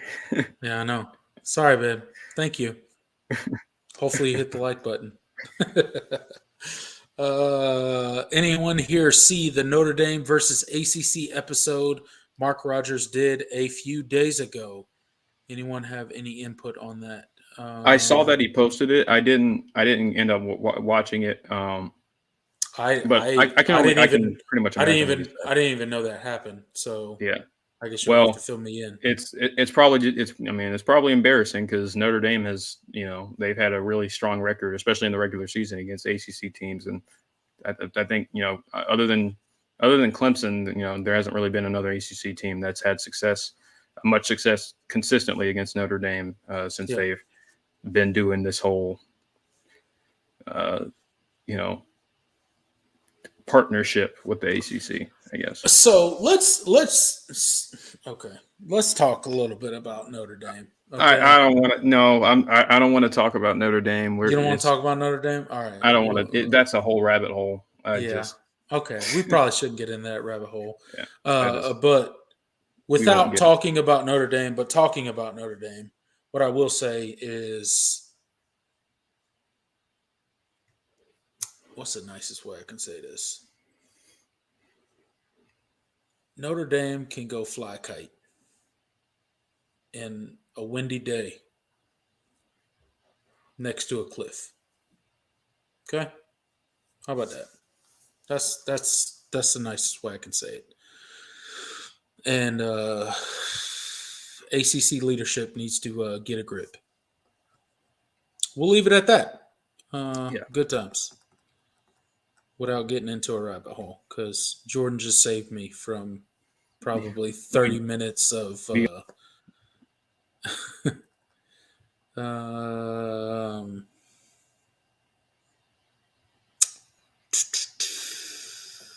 let's see. What else we got from the people? Tater King says seeing both eras means you're old. Yeah, that's what I was trying to put up. Hey, calm down, Tater King. No, you're not old. Just you're seasoned. You're seasoned. You're seasoned. You're seasoned. You've seen life. Okay, you have wisdom. Okay, yes. Tater King. Tons of wisdom. Put some respect on the seasoned people's name. Okay. Yeah. Whoever they are. Oh, there we go. Look at that. With age comes wisdom. Absolutely. You see marks on it. Yeah, for sure. Here we go. Devin James. Miami gone smash Clemson. You sure about that, Devin? Hey, he's calling the shot. Hey, Devin, put your score prediction in the put the score prediction in the chat below. I'm not saying you're wrong. I'm just saying you're wrong. am. No. I'm not saying you're wrong. I'm just saying you're wrong. What was your score prediction was 41-10, mine was 31-10. Put your score prediction, Devin, and show up at the post game show. Yeah, hey, so we can compare. Hey, come talk. We can see who did better. Come talk your crap to us. We'll be here regardless. Win, lose, or draw. Me and Jordan are always here. Absolutely. For both the preview shows and the post game shows. So we ain't going nowhere. We're not running. So if you truly believe that, I don't have a problem with it.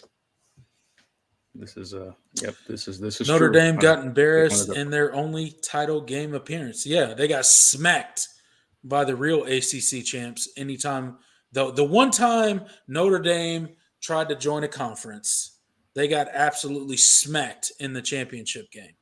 They figured out exactly why they don't play a 13th game every season. Yep. So, sorry for your loss, Notre Dame. Be better next time. I agree, Mark. Yeah. Yep. Completely agree with you. That second Natty versus Bama could have been worse. Yeah. Kneeled at the. You were, right in scoring. Yeah, right in the red zone. Yeah, it was like a goal to go, and we took a knee. Could have been on that 44-16 beat down. Yeah. Yeah, we literally drove the ball for the last 10 How many? minutes. Yeah, it was like It's like a 10-minute 11-minute drive. drive. Yeah. It was amazing. Like it was absolutely insane. It was like the longest one of the longest drives in school history. It might have been the longest drive in school history. Yeah, I mean it was something else. And I'm sure Alabama had realized that, it was over by then too. But still a very impressive drive by Clemson. Are you old if you remember watching Woody Dancer play? I hope not, because I remember watching Woody Dantzler play. I don't, because I remember I was a watching toddler. the But, infamous push-off play. Rod Gardner, yeah, from the Rod catch, Gardner, yeah, yeah, that all South Carolina fans still like to cry about. But those good times in the rivalry there. Good times. Good old times. Lou Holt going. Little Thunder and Lightning, little James Davis, C.J. Spiller, little Rod Gardner, Woody Dantzler. Yeah, I mean, good times, man. I hope that doesn't mean I'm old. Yeah. I mean, maybe I am old. It's okay. Well, I don't. I guess it depends, because it's like, are you? How? I mean, I guess if you're just like an older Clemson fan, and you just were alive for the Woody Dantzler days, I guess. I mean, you could be old, but you could also have that could be one of your first memories as a Clemson fan. I was a kid. Like, don't get me wrong, I was a kid when that was happening. I was a toddler, but Woody Dantzler was. I was alive, and I remember it. So, good times going to games with my dad and stuff like that.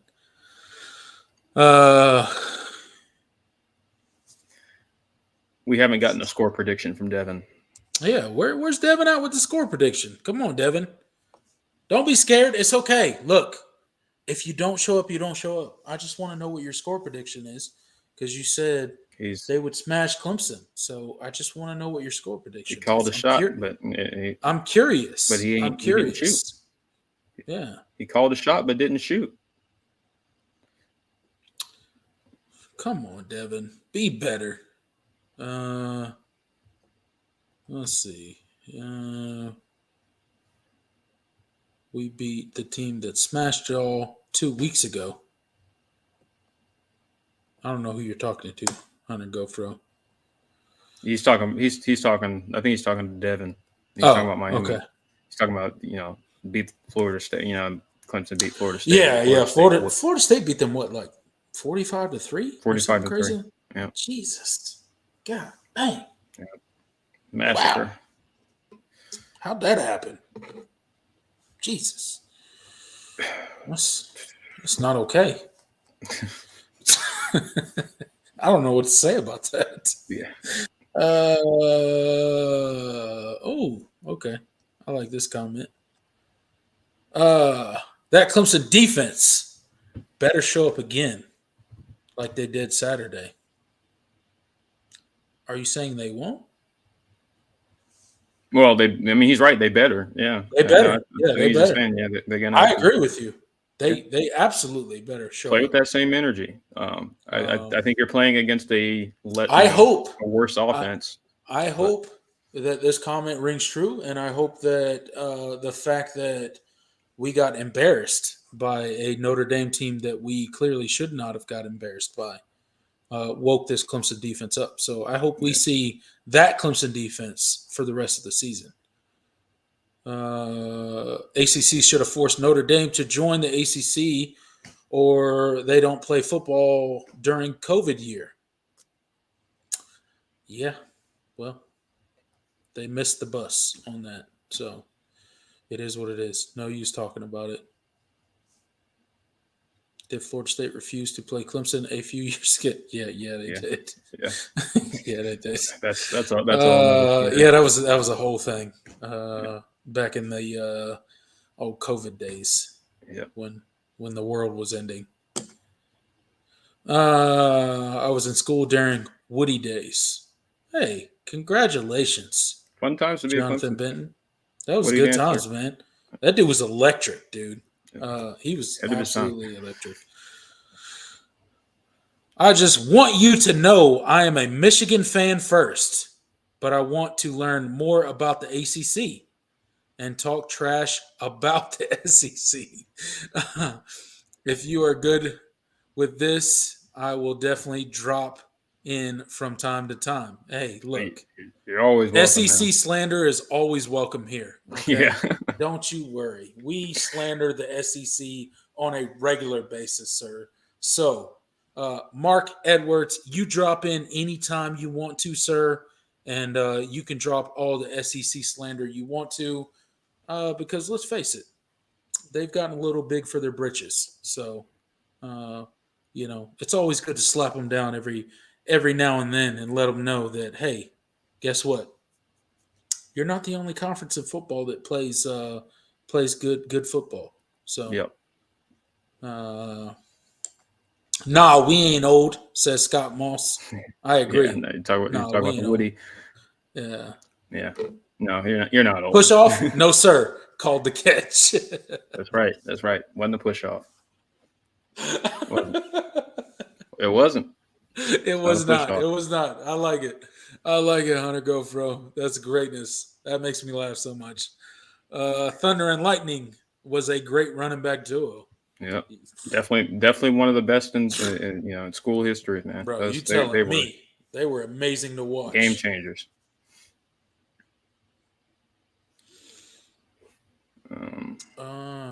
What else we got here, Jordan? Before we get out of here for the night.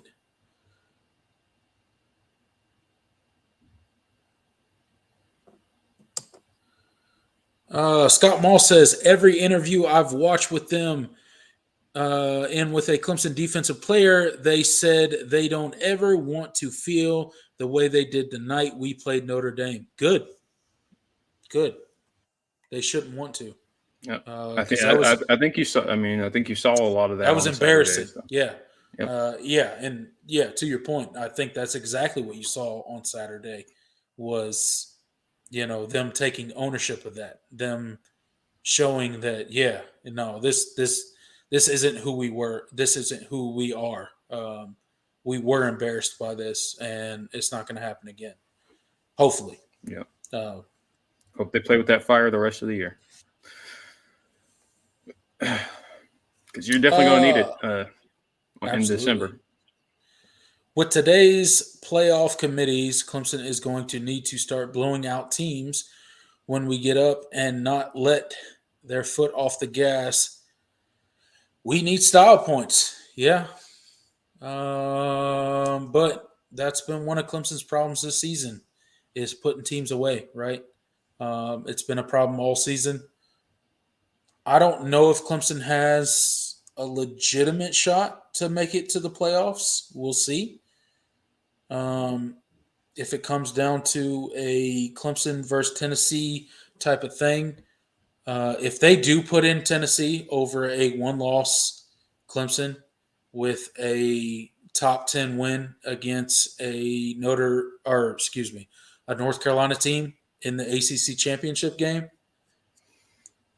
that'll be pretty wild. Would that not be unprecedented in the college football playoff era?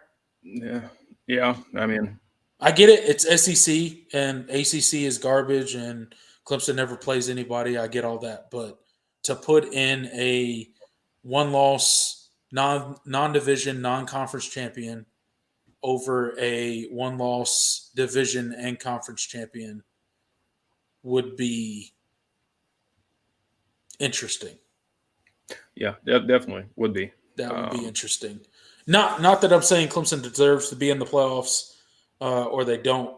Granted, like I've been on the record saying currently constructed as they're playing right now, even with the Louisville win, I don't think they're a playoff team. But could they become one? Maybe.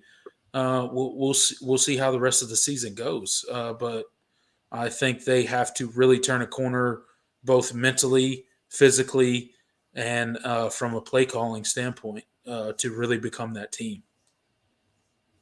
Just my opinion.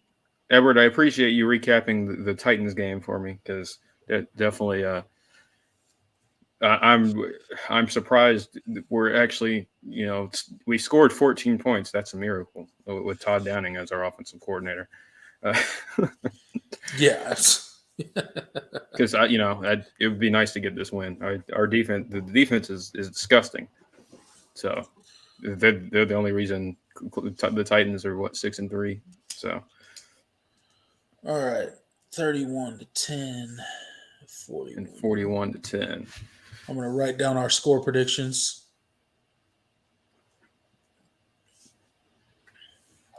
Derrick Henry just threw a touchdown? What?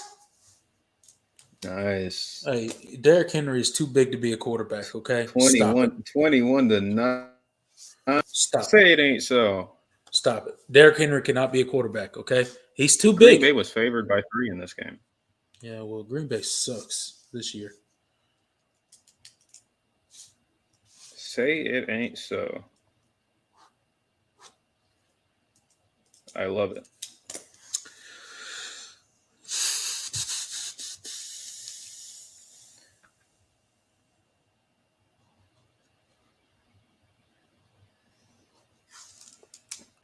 All right. Well, ladies and gentlemen, Of course, thank you. What's that? Edward just said we missed the Titans missed the extra point. Of course they did. Of course they did. Whatever. Now the offense is going to go into a shell, and Aaron Rodgers is going to, get a comeback. Probably maybe some help from the officials, and kind of like what happened against the Chiefs. Per the usual, right? I'm a very pessimistic Titans fan because it's just like, man, I just.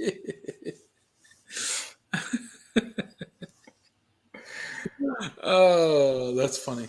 I like it. You're about as pessimistic of a Titans fan as I am a Clemson fan.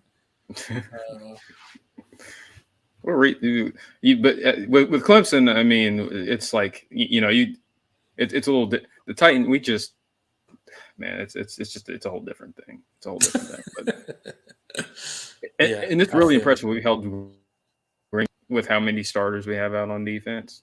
Right. So Mike Vrabel, give him coach of the year because he has the worst offense in the league, or like one of the 3 worst offenses in the league, and he might end up being 7-3 after tonight, that's insane. It happens. It happens, right? Unfortunately, that means he's going to think nothing's wrong, and he won't get rid of Todd Downing, no matter how bad he is, bad of a coordinator he is. This is not a Tennessee Titans show. That's probably true. That's probably true.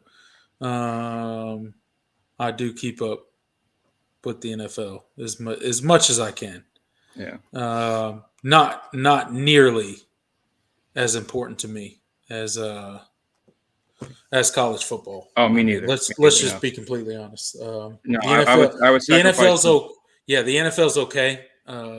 But the Titans could go 0-17 if it means Clemson wins a national championship. I don't care. Look, so the NFL could cease to exist if it meant I had to choose between college football and the NFL. College football every time for me. Every time, dude. Every freaking time.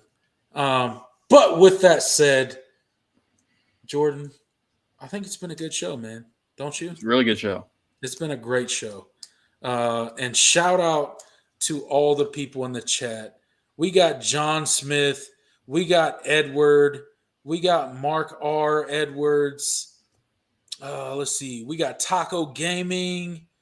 We got DJ. We got so many people in the chat, okay? I'm sorry if I'm missing you. We got DeAndre. Look at DeAndre in the chat. He said, hey, everyone. I completely missed him. DeAndre, what happened, brother?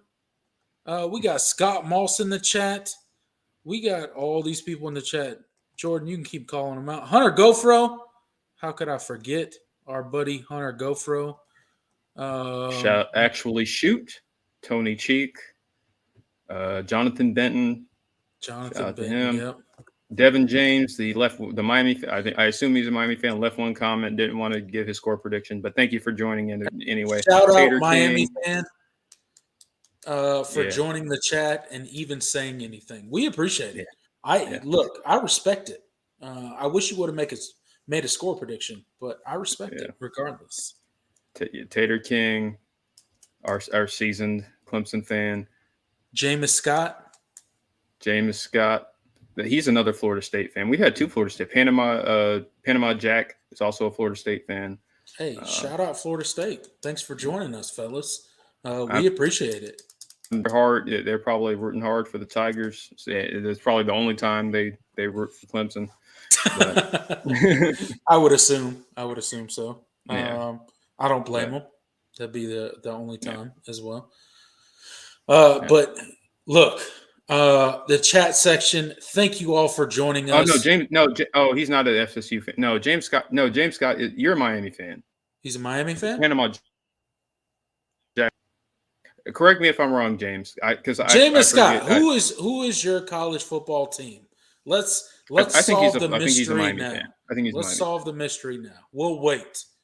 The end of the show can wait until Jameis Scott identifies his fandom in the chat. Hopefully, he's a regular in the community. I know he is. I think I'm pretty sure he's a Miami fan. Yeah. Okay. Yeah, Miami, and I predict Clemson to win 31-10. Oh, we have two. We have two. Wait, no, we have two James Scotts. Oh man, I just realized that too. Wow. James Scott is a Clemson fan. Jameis.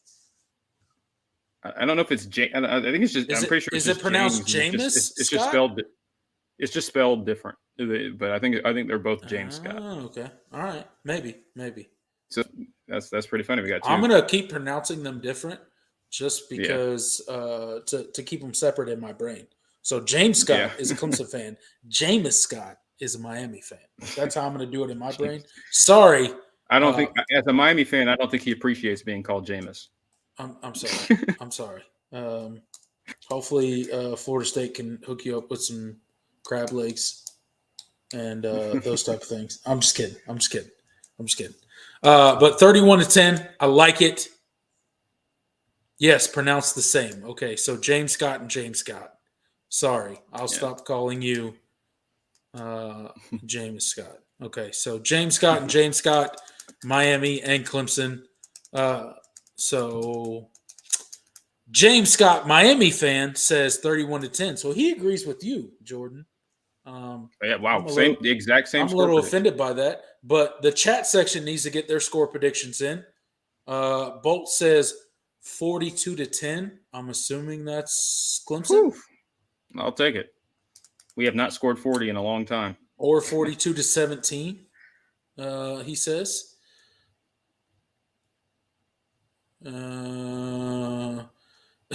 Mark says, this is my brother Daryl and my other brother Daryl. James Scott, Clemson fan, says, I predict 49-17 Clemson. Ooh, he's saying we almost get a 50-piece. Jordan, man, we almost get a 50. Man, I hope Clemson scores for it. It's been a while. We got some. Yeah, we got some scores out here, brother. This offense just isn't consistent for long enough in games to predict me.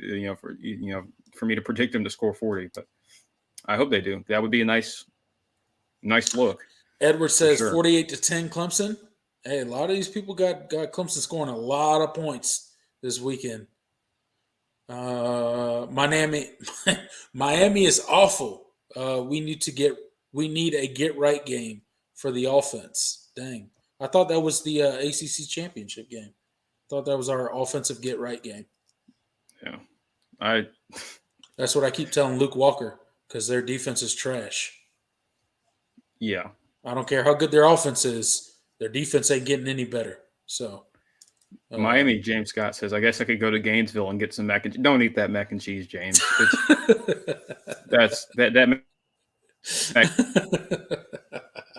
Lord knows what in it. Yeah, don't do it. Don't do it. I saw those recruit screenshots in the off season. Don't eat that mac and cheese, bro. Tony Creep, 42-13 Clemson. Oh, Green Bay scored. Great. Yep, here it comes. Here you go. Your team's going to lose. That's all right. That's what we do. Your Saturday team won't lose. Don't worry about it. Don't worry about it. We got you, Jordan. The Tigers will prevail. Maybe not the Titans, but the Tigers will. Okay.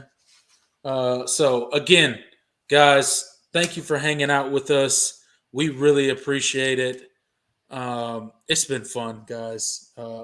I could talk college football for another hour, but we should probably end the show sometime tonight, right? Right, Jordan? Yeah, I Should we end think the you show? got to. Yeah. We should probably end the show sometime tonight. Everybody's gonna watch this live and be like, "Man, didn't talk about the Miami Clemson game enough." Whatever, dude. We have fun talking college football with our fans, with my buddy Jordan Bowman. Oh, we So talked a good amount about the game. It's just we've we gone talk on plenty so about the long. game, and we go into rabbit holes. It's what we do. We do it with our fans, our comment section. Me and Jordan Bowman tend to go down rabbit holes that we get stuck into. If you don't like it, then hey, maybe this isn't the show for you, but it's the show for a lot of people. And without further ado, we are on the show. We are on the road to 4,000 subscribers. We got this week and next week. We're trying to hit it by the end of the regular season. Okay. We're like literally like 50 to 60 subscribers away. So please help us out with that. Support the show. We appreciate you guys. We will be back this Saturday at around 7 p.m. So game starts at 3:30 with Miami. Should be 3.5 hour game. So we'll be on around 7 p.m. with your live post-game reaction. Please, everybody show up, including you Miami fans. Even if you lose, come in, talk to us. Tell us what went wrong. We will talk trash, but we will minimize it. No, we won't. No, we won't. But we will talk trash, and we can suffer with you together. By suffer, I mean just make you feel bad about your team. But no, in all seriousness, please come back this Saturday. We'll be on live at 7 p.m. for your live post-game reaction, both me and Jordan. Follow Jordan on Twitter. Jordan, what's your Twitter? Oh, yeah. I'll drop it in the comment section. Drop it in the comment section for everybody. Jordan's Twitter is absolute gold when it comes to college football content. So follow him there. He also has plenty of other shows that he does with the Mark Rogers channel and other channels as well. And we appreciate you guys for dropping in with us tonight. Jordan, you got anything else for the people? Yeah, just once again, thank you guys for tuning in. We've gone on for 2 hours now, but you guys and made the chat fun. We talked, honestly, we talked about the game. But we also talked about, our memories as Clemson fans. That's always fun. Hey, man, Just doing a little reminiscing and stuff like that. So I always enjoy interacting with other Clemson fans, and you guys are kind of what keeps the show going and you drive the conversation. So it's a lot of fun. So yeah, thank you once again for tuning in. Hit that like button if you haven't already. We will see you guys Saturday evening. Yeah. Appreciate you guys for coming out. He's Jordan Bowman. I'm Tiger Paul Craven. We'll see you in the next video, which will be this Saturday at 7 p.m. Later, guys. Go Tigers. Later.